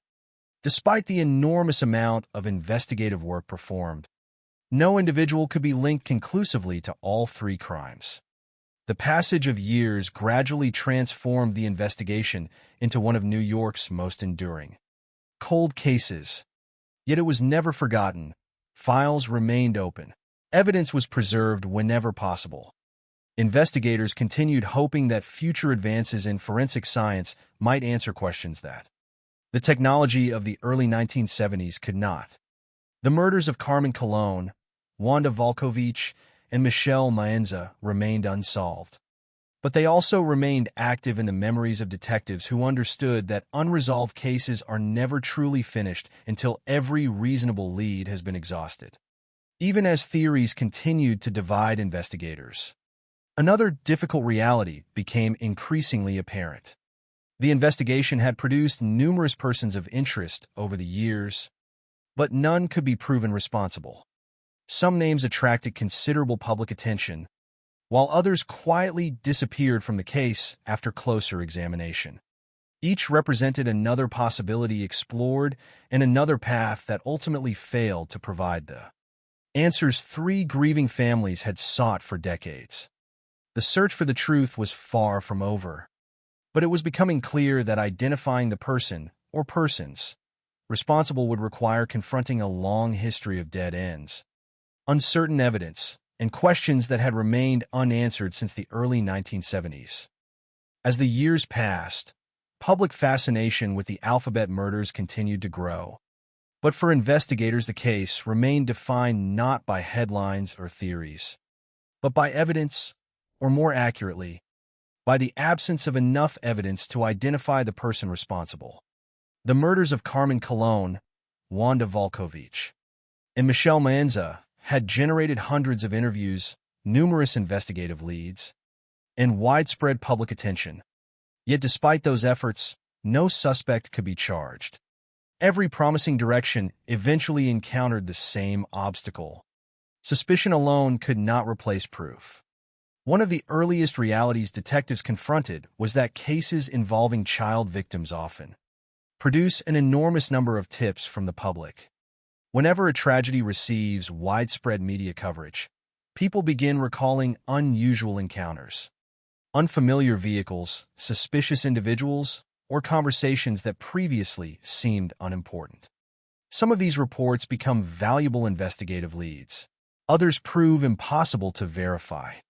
In the Alphabet murders investigation, officers carefully evaluated information from witnesses, family members, neighbors, motorists, and local residents. Every report had to be examined because investigators could not know in advance which detail might eventually solve the case. This process demanded both patience and restraint. Detectives understood that overlooking a genuine lead could allow a killer to remain free, but pursuing unsupported accusations could irreparably damage innocent lives. One individual whose name has frequently appeared in discussions of the case was Miguel Colon, a relative of Carmen Colon. During the initial investigation into Carmen's murder, detectives examined people within her immediate circle, including relatives and individuals familiar with her daily routine. This approach reflected standard investigative procedure rather than evidence of guilt. In crimes involving children, investigators routinely begin by examining those who had regular contact with the victim, seeking to determine whether someone known to the child might have exploited an existing relationship. Miguel Colon became one of the people scrutinized during this process because of his connection to Carmen. According to the available information, he later left Rochester and eventually died by suicide. These circumstances inevitably attracted public speculation, with some observers suggesting that his later actions implied responsibility for the crime. However, investigators never obtained sufficient evidence to charge him with Carmen's murder. No court found him guilty, and no definitive forensic evidence established that he had committed the crime. Consequently, while his name remains associated with discussions of the investigation, it is essential to distinguish suspicion from proof. The available evidence has never legally identified him as Carmen's killer. Another area of investigation emerged following the murder of Michelle Maenza. Witnesses had described an adult man associated with a beige or light brown vehicle and another encounter involving a man standing beside what appeared to be a disabled automobile. These observations naturally led detectives to examine individuals who matched those descriptions or owned similar vehicles. One man living near the Rochester area attracted investigative attention because aspects of the witness descriptions appeared consistent with him. Detectives interviewed him extensively as part of their inquiry. According to the information available, he later underwent a polygraph examination, commonly known as a lie detector test, and reportedly passed. It is important to recognize that polygraph results are not definitive proof of innocence or guilt. They are investigative tools rather than conclusive evidence. Nevertheless, investigators found no additional evidence sufficient to prosecute him, and he was never charged in connection with Michelle's murder. His inclusion among persons of interest illustrates the complexity of the investigation rather than the identification of a confirmed offender. Over time, investigators also examined numerous known sex offenders living in or traveling through the Rochester region. Because all 3 victims had been sexually assaulted, detectives considered individuals with histories of sexual violence to be logical investigative priorities. Records were reviewed, movements were compared with the timelines of the murders, and available evidence was assessed whenever possible. Many individuals were ultimately excluded after detectives found no evidence connecting them to the crimes. Others remained possibilities only because insufficient information existed either to implicate or eliminate them completely. Among the names occasionally discussed in relation to the Alphabet murders was Kenneth Bianchi, who would later become known as one of the Hillside Stranglers. Before moving to California, Bianchi had lived in Rochester, leading some observers to question whether he might have been connected to the earlier child murders. Investigators examined this possibility because geographic history alone justified review. However, according to the available information, no evidence was discovered linking Bianchi to the Alphabet murders. Although his later criminal history understandably generated public interest, investigators did not establish a factual connection between him and the murders of Carmen, Wanda, or Michelle. His name, therefore, remains an example of how notorious offenders are sometimes examined in older, unsolved cases without ultimately being connected through evidence. Throughout the investigation, detectives consistently returned to one central question. Were they searching for one offender or several? The answer profoundly influenced every aspect of the inquiry. If a single individual had committed all 3 murders, investigators expected recurring behavioral patterns extending beyond the victims' ages and the methods of killing. They searched for similarities in transportation routes, disposal sites, victim selection, and opportunities for contact. They examined whether one offender could realistically have operated across all 3 timelines, while remaining unidentified. Conversely, if the murders represented separate crimes, investigators risked overlooking unique evidence by forcing unrelated cases into one investigative framework. This uncertainty complicated nearly every decision detectives made. Public discussion often focused heavily on the alphabetical pattern, treating it as the defining feature of the case. Yet investigators repeatedly exercised greater caution.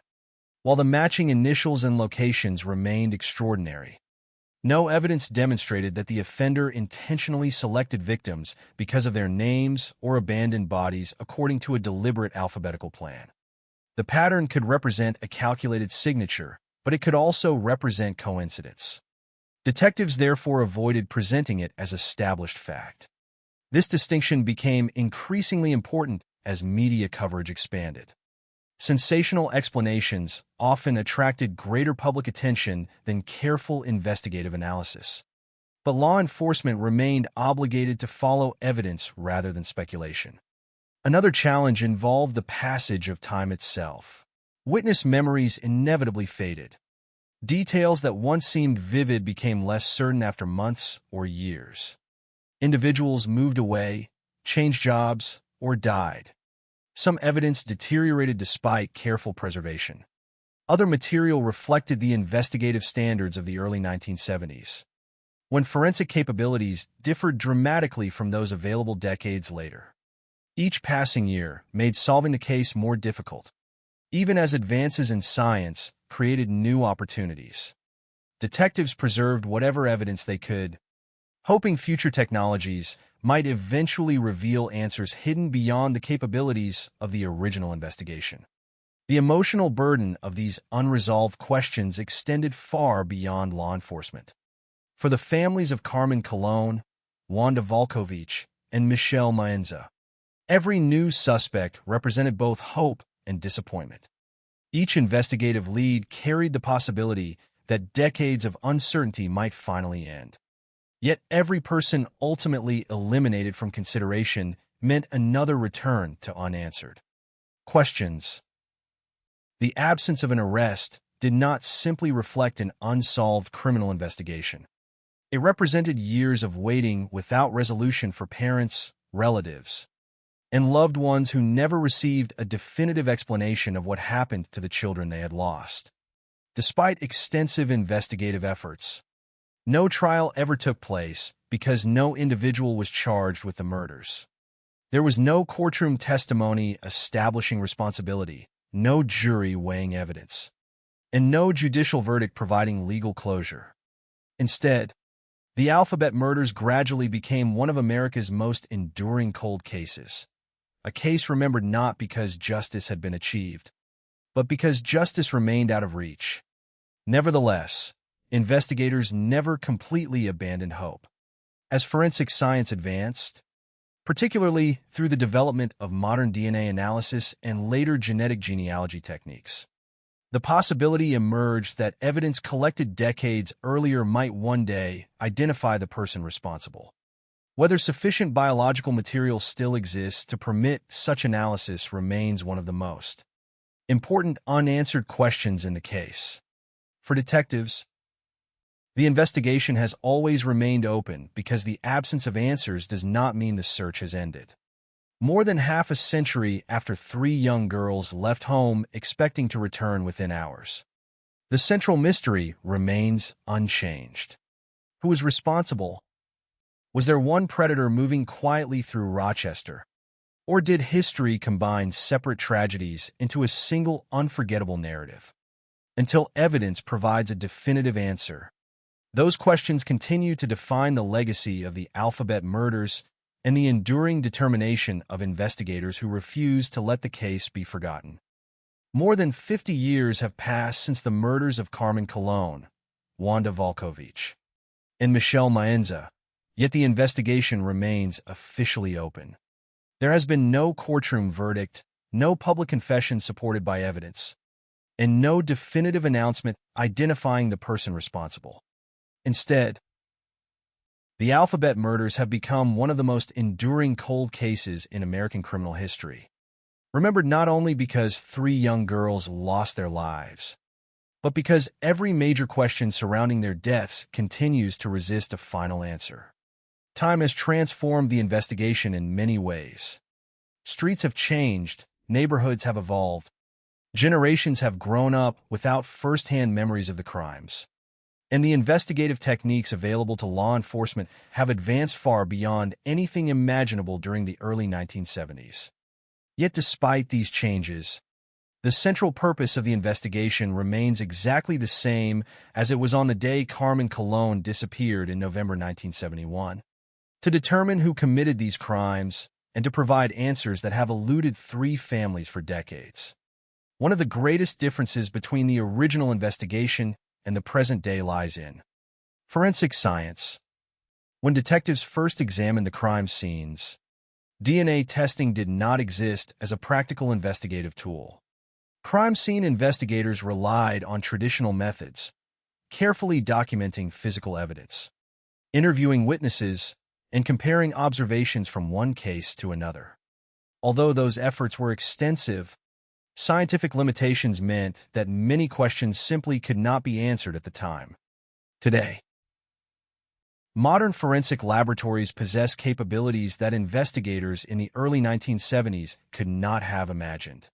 DNA profiling has solved countless cold cases across the United States, and in more recent years, genetic genealogy has provided investigators with another powerful method for identifying previously unknown suspects. By comparing crime scene DNA with publicly available family lineage information, detectives have successfully identified offenders in cases that remained unsolved for decades. These technological advances naturally raised hopes that the Alphabet murders might eventually experience a similar breakthrough. However, the possibility of modern forensic success depends entirely upon one critical factor: whether suitable evidence still exists. According to the available information, investigators continue to preserve the case files and remain open to new forensic opportunities.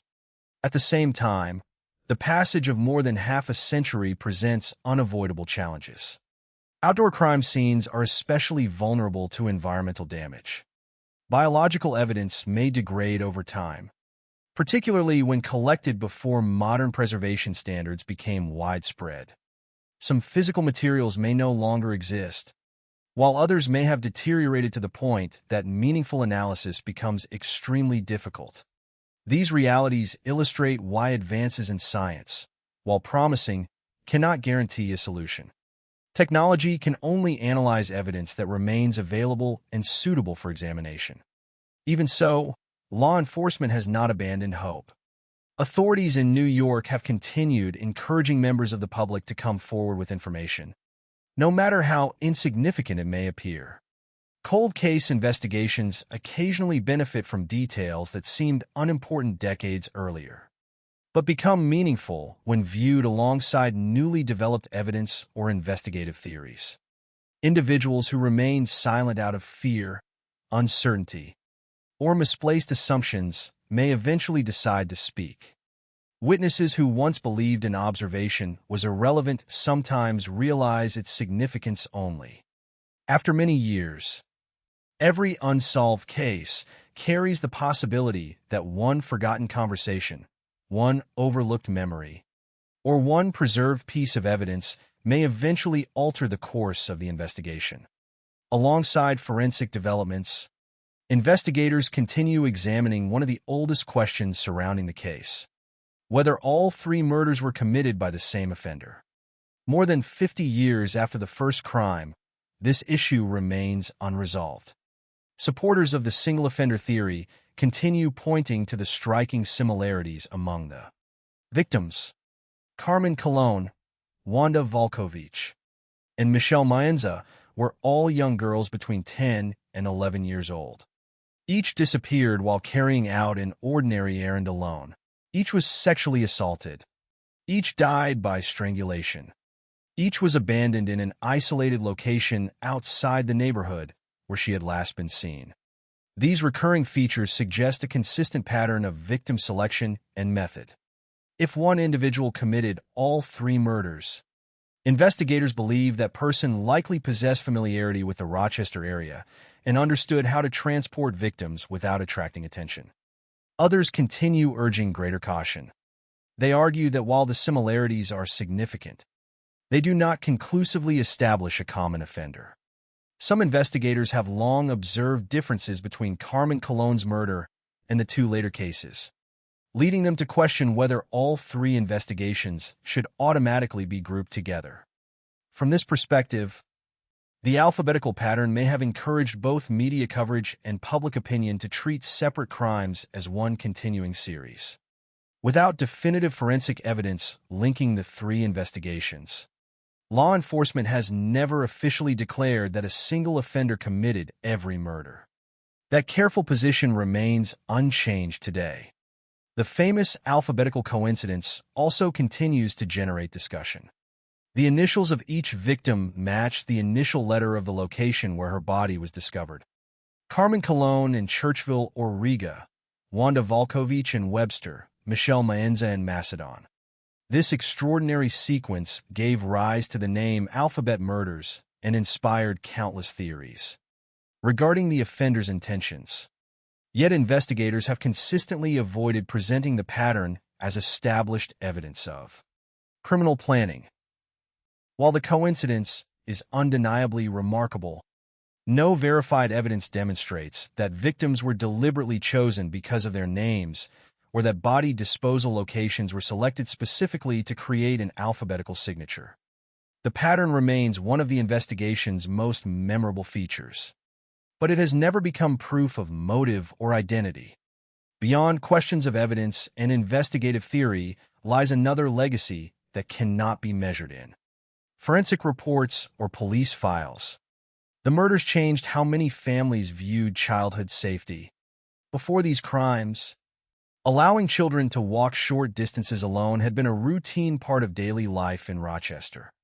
Afterward, many parents reconsidered those assumptions. Simple errands increasingly required adult supervision. Conversations about personal safety became more common within families, schools, and neighborhoods. Although communities evolve for many reasons, The fear created by these murders became part of Rochester's collective memory. The investigation also demonstrates the emotional reality of cold cases. Unlike criminal prosecutions that conclude with convictions or acquittals, unresolved investigations remain suspended between hope and uncertainty. For the families of Carmen, Wanda, and Michelle, each passing year has brought anniversaries without answers. Birthdays became reminders of lives interrupted. Holidays carried the absence of children who never returned home. Public attention occasionally returned as documentaries, newspaper articles, or investigative reviews revisited the case, but renewed interest has never been accompanied by definitive resolution. The passage of time does not erase unanswered questions. It simply lengthens the period during which those questions remain unanswered. Perhaps the most enduring lesson of the Alphabet murders is not the mystery itself, but the humanity. At its center, it is easy, after decades of discussion, to remember only the unusual initials, the investigative theories, or the phrase Alphabet murders. Yet behind that name were three individual children whose lives extended far beyond the circumstances of their deaths. Carmen Colon was a 10-year-old girl helping her mother collect a prescription. Wanda Volkovich was an 11-year-old returning home after buying groceries for her family. Michelle Mainza was an 11-year-old trying to recover her mother's misplaced wallet. None of them expected to become part of one of America's most famous cold cases. They were daughters completing ordinary acts of kindness for the people they loved. Their stories remind us that behind every unsolved investigation are lives interrupted, families forever changed, and communities left searching for answers. More than half a century later, investigators continue preserving the possibility that science, evidence, or new information may one day reveal the truth. Until that day arrives, the Alphabet murders remain not only an unsolved criminal investigation, but also a solemn reminder that justice delayed is not the same as justice abandoned. The search continues because the questions remain, and because the memory of three children deserves nothing less than every reasonable effort to uncover the truth. As the decades have passed, the Alphabet murders have become one of the most recognizable unsolved child murder cases in the United States. Books, newspaper articles, documentaries, and discussions about cold cases have repeatedly returned to the investigation, often emphasizing its unusual pattern of matching initials and the mystery surrounding the identity of the offender. Yet reducing the case to an unforgettable title risks overshadowing what truly matters. Before the investigation became known as the Alphabet murders or the double initial murders, there were simply three children living ordinary lives in Rochester, New York. Their names were Carmen Colon, Wanda Lee Volkovich, and Michelle Mainza. Each had a family, attended school, and participated in the routines that define childhood. Their stories deserve to be remembered not because they became victims of a notorious crime, but because they were children whose futures ended long before they had the opportunity to discover who they might become. Carmen Colon was only 10 years old when she left home to collect a prescription for her mother. Nothing about that responsibility suggested danger. She was helping her family in the way many children did during the early 1970s. According to the available information, she was known as a polite and dependable girl who willingly assisted those around her. Her final documented words, telling the pharmacy employee that she would return once the prescription was ready, captured the ordinary nature of her afternoon. Those words contained no hint that she was facing extraordinary danger. They reflected the confidence of a child expecting to complete a routine errand and return home. Instead, that ordinary moment became the beginning of one of New York's most enduring criminal mysteries. Wanda Volkovich was 11 years old. She enjoyed reading and frequently helped her mother with household shopping. On April 2, 1973, she completed the task she had been given. Witnesses confirmed that she purchased groceries before leaving the store. She did everything expected of her. She followed the routine established by her family and community. somewhere between the grocery store and home.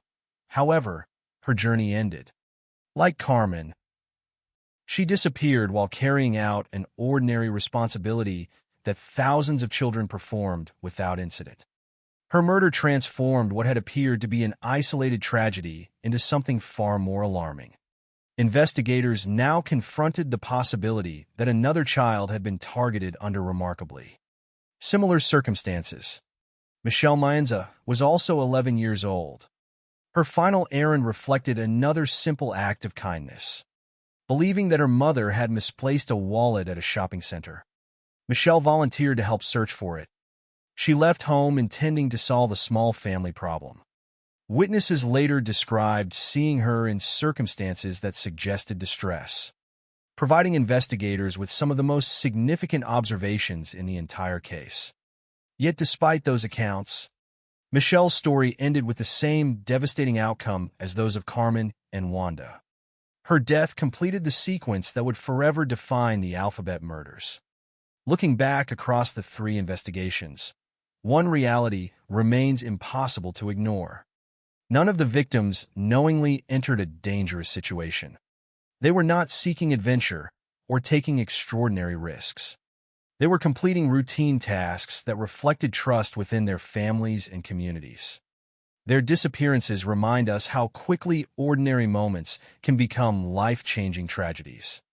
At the same time, it is important to remember the historical context in which these events occurred. During the early 1970s, allowing children to walk short distances alone was common in many American communities. Parents expected sons and daughters to visit neighborhood stores, deliver messages, or run small errands independently. These expectations reflected the social norms of the era rather than negligence. Judging those decisions through modern standards risks misunderstanding the world in which these families lived.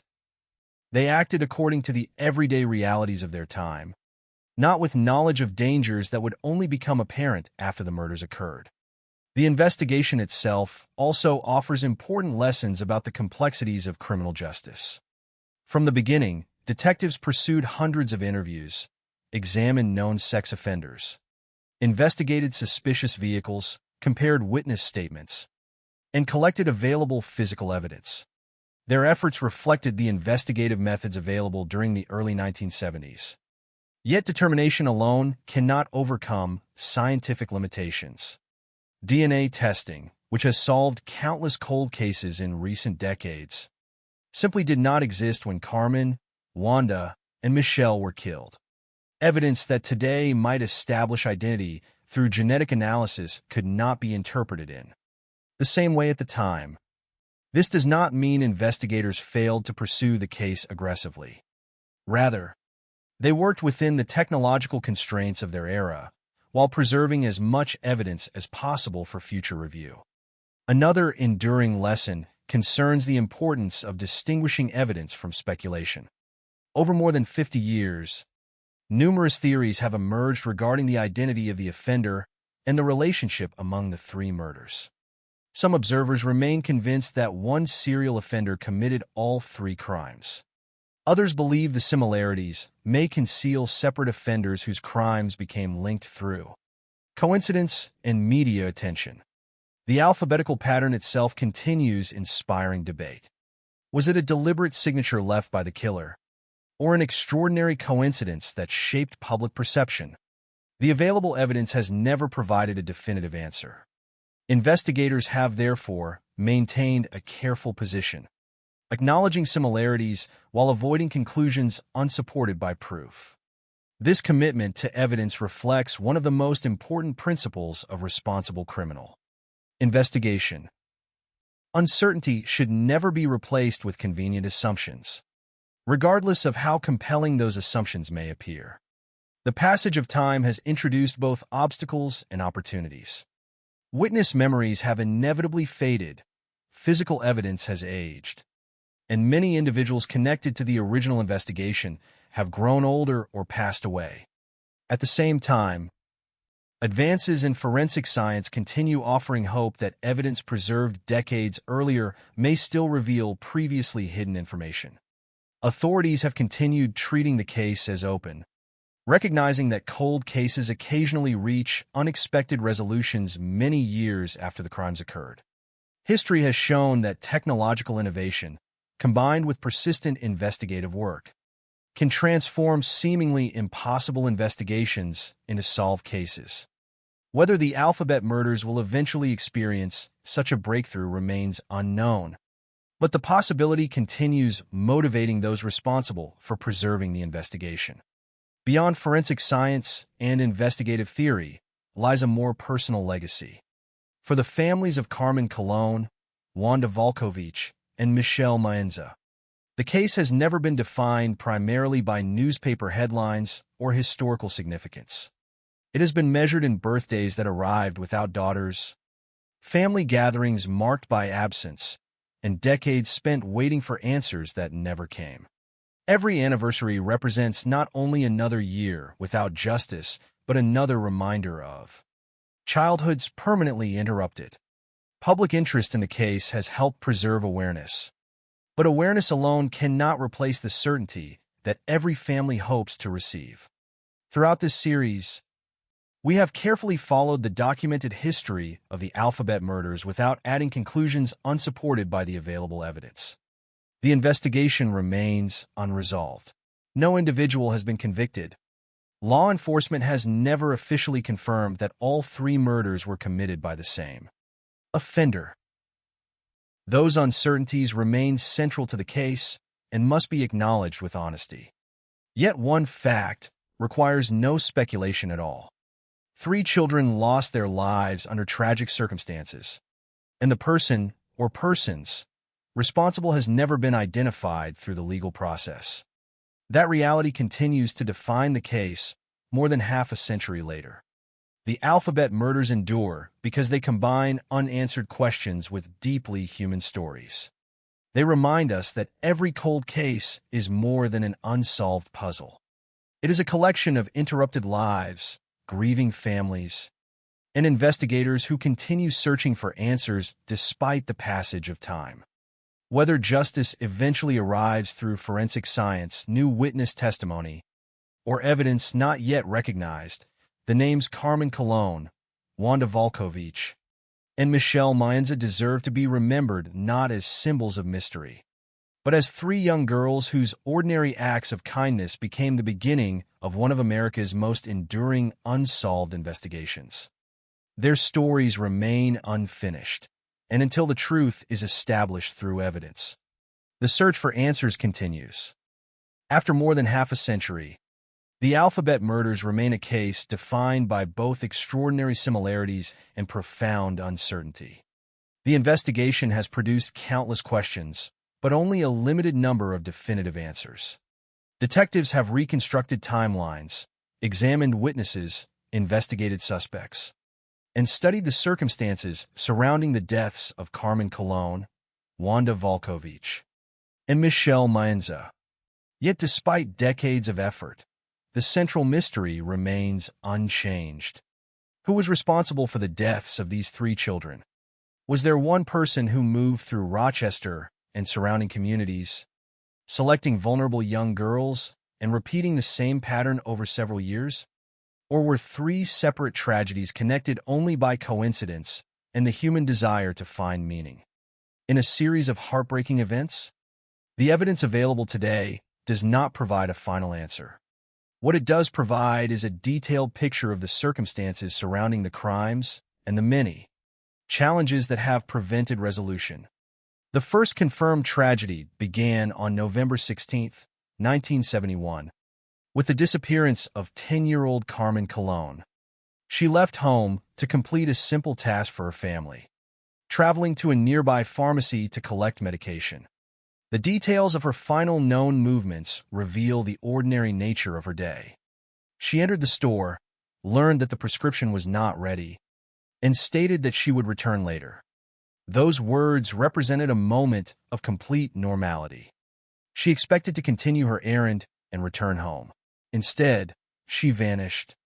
Witness accounts later suggested that Carmen may have been seen in distress near Interstate 490, where a child appeared to be seeking help.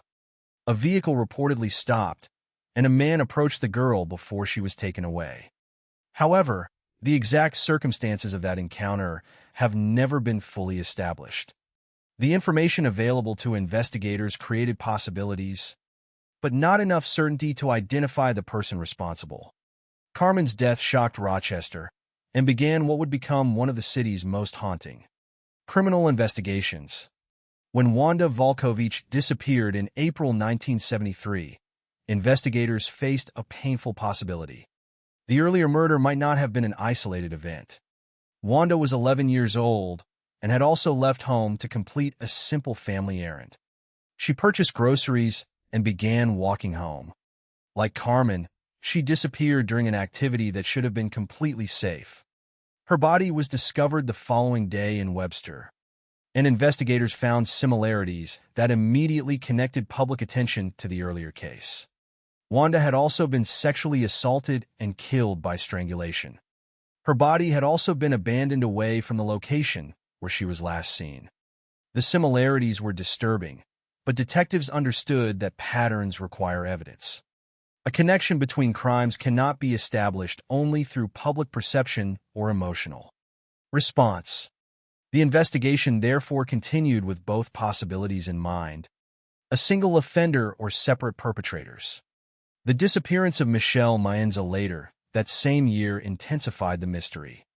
Michelle was 11 years old when she left home to search for her mother's missing wallet. Once again, the circumstances began with a child performing a normal act of responsibility. Once again, the child never returned. Unlike the previous cases, Michelle's disappearance produced important witness observations. One witness reported seeing her inside a vehicle while she appeared to be crying. Another described encountering a man beside a vehicle who appeared to be holding a young girl. These accounts provided investigators with valuable information about possible events surrounding her disappearance. However, they still did not identify the person responsible. Michelle's body was eventually found in Macedon, and investigators discovered the same devastating elements present in the previous murders: sexual assault and death by strangulation. With Michelle's death, the public perception of the case changed forever. 3 girls, 3 similar disappearances, 3 matching initials, 3 locations beginning with the same letters as their names. The pattern became impossible for the public to ignore. The term alphabet murders became widely associated with the investigation, and many people believe the alphabetical connection represented a deliberate message from the killer. The idea that an offender might be leaving behind a hidden signature created a terrifying image of a calculated predator. However, investigators remained cautious. A pattern can be meaningful, but it can also be coincidental. Without direct evidence proving that the letters were intentionally chosen, detectives could not treat the alphabetical similarities as anything more than one part of a larger investigation.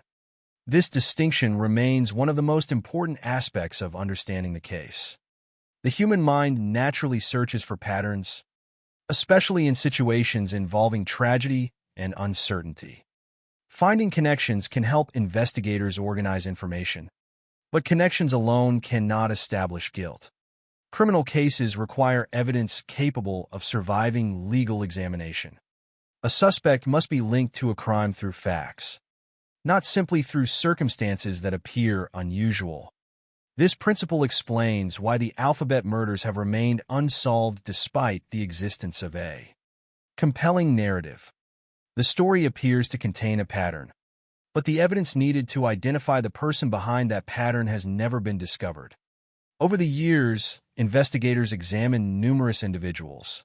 Some were connected to the victims. Others became persons of interest because of their backgrounds, locations, or similarities to witness descriptions. Miguel Colon was examined during the investigation into Carmen's murder because of his relationship to the victim, but no evidence was found to establish criminal responsibility. Other individuals, including people investigated after Michelle's disappearance, were considered because they appeared potentially relevant to witness accounts. Some underwent investigative procedures, including polygraph examinations, but none were charged. The investigation also considered known sex offenders and individuals with histories of violent behavior. Yet every lead eventually reached the same conclusion: suspicion without evidence could not produce an arrest. One of the greatest obstacles has always been the limitations of the original investigation period. In the early 1970s, detectives did not have access to the forensic technologies now considered standard. DNA testing, advanced genetic databases, and modern digital investigative methods were decades away. Evidence that might now provide a direct connection between victim and offender could not be analyzed in the same way at the time. Additionally, outdoor crime scenes created difficulties because weather and environmental conditions could affect physical evidence. The longer a case remains unresolved, the more complicated the investigation becomes. Witness memories fade. Records become harder to locate. People move away or pass away. Yet cold cases also possess a unique quality. They are never truly closed as long as investigators continue searching. The development of modern forensic science has renewed hope in many older investigations across the country. And the Alphabet murders remain a case where new technology may eventually provide answers. Whether enough evidence remains available for future testing is uncertain, but the possibility continues to exist. For the families of Carmen, Wanda, and Michelle, the search for justice has never been about satisfying public curiosity. It has always been about understanding what happened to their loved ones. Every theory, every suspect, and every investigative development represents the possibility of finally replacing uncertainty with truth. The absence of answers has meant decades of questions that cannot be resolved.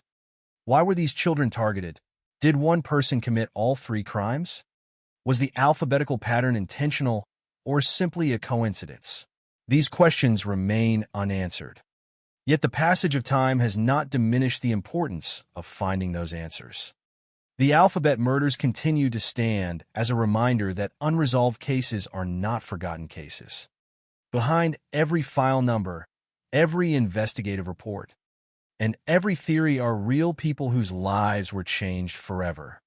Carmen Colon, Wanda Volkovich, and Michelle Maenza were not simply victims in a historical investigation. They were daughters, students, and children with futures that should have continued. Their names remain at the center of the case because remembering them is the first step toward ensuring that the search for justice continues. More than 50 years later, the investigation remains open. The truth has not yet been uncovered, but the possibility remains that one day new evidence, new technology, or new information will finally provide the answers that Rochester has been waiting for. Until then, the Alphabet murders remain one of America's most enduring cold cases, a mystery defined not only by what is unknown, but by the determination to continue searching for the truth. More than 50 years after the deaths of Carmen Colon, Wanda Volkovich, and Michelle Maenza, the Alphabet murders remain an unresolved chapter in American criminal history. The passage of time has changed many things. The city of Rochester has grown and transformed. Neighborhoods have evolved. Technology has advanced beyond what investigators in the early 1970s could have imagined. Generations have grown up knowing the case only through historical accounts, documentaries, and discussions of unsolved crimes. Yet despite all these changes, the most important questions remain exactly the same. Who was responsible for the deaths of these three girls? Were their murders committed by one individual who remained hidden for decades? Or were these separate tragedies connected only by circumstances that appeared impossible to ignore? The answers remain unknown. But the story of the Alphabet murders is not only a story about mystery. It is a story about three children whose lives mattered long before their names became associated with an unsolved investigation. The name Alphabet murders has become widely recognized because of the unusual similarities surrounding the cases. The initials of the victims appeared to correspond with the locations where their bodies were discovered. Carmen Colon, Wanda Volkovich, and Michelle Maenza became linked in public memory through this strange pattern. To many observers, it represented something deliberate, a message, a signature, or a challenge from an unknown offender. To investigators, however, it remained only one element of a much larger and more complicated investigation. A pattern may attract attention, but criminal cases are solved through evidence. Without proof connecting a specific person to the crimes, the alphabetical coincidence could not provide the answer that investigators needed. This distinction is essential because the true tragedy of the case is not the pattern itself. The true tragedy is that 3 young girls disappeared while doing ordinary things. Carmen Colon was 10 years old when she went to a pharmacy to help her family. She was not engaging in risky behavior. She was not intentionally placing herself in danger.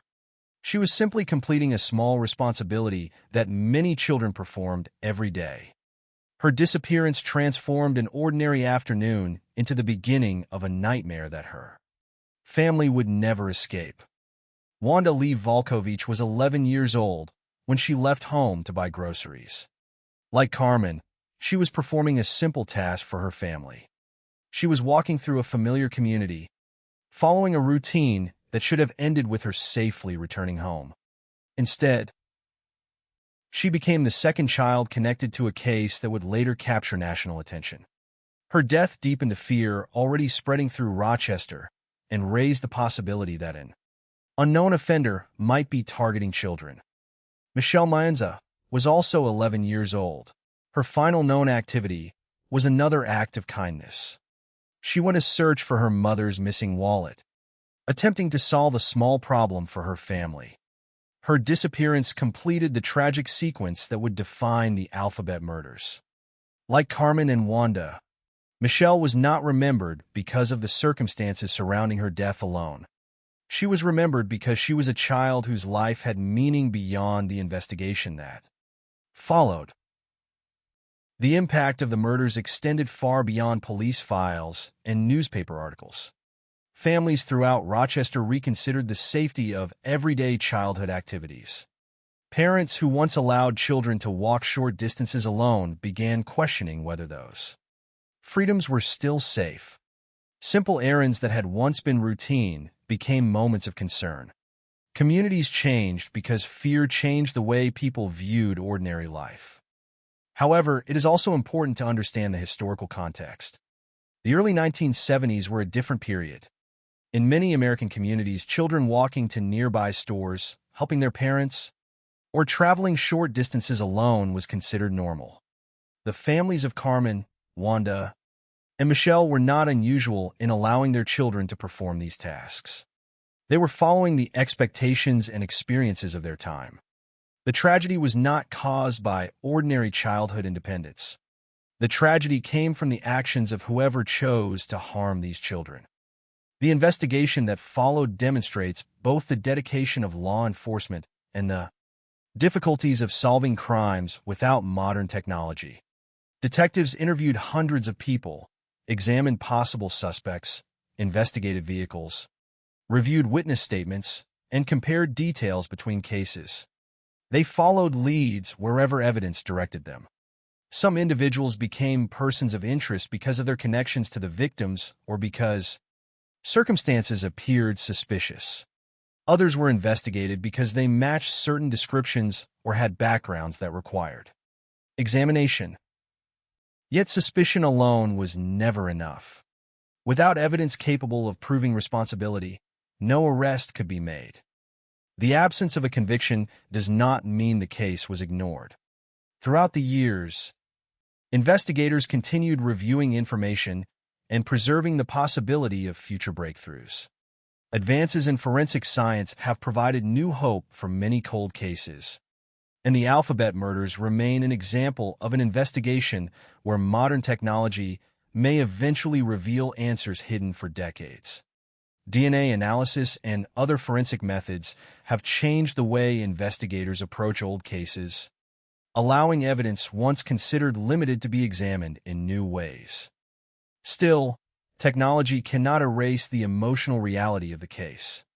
For the families of Carmen, Wanda, and Michelle, the investigation has never been only about solving a mystery.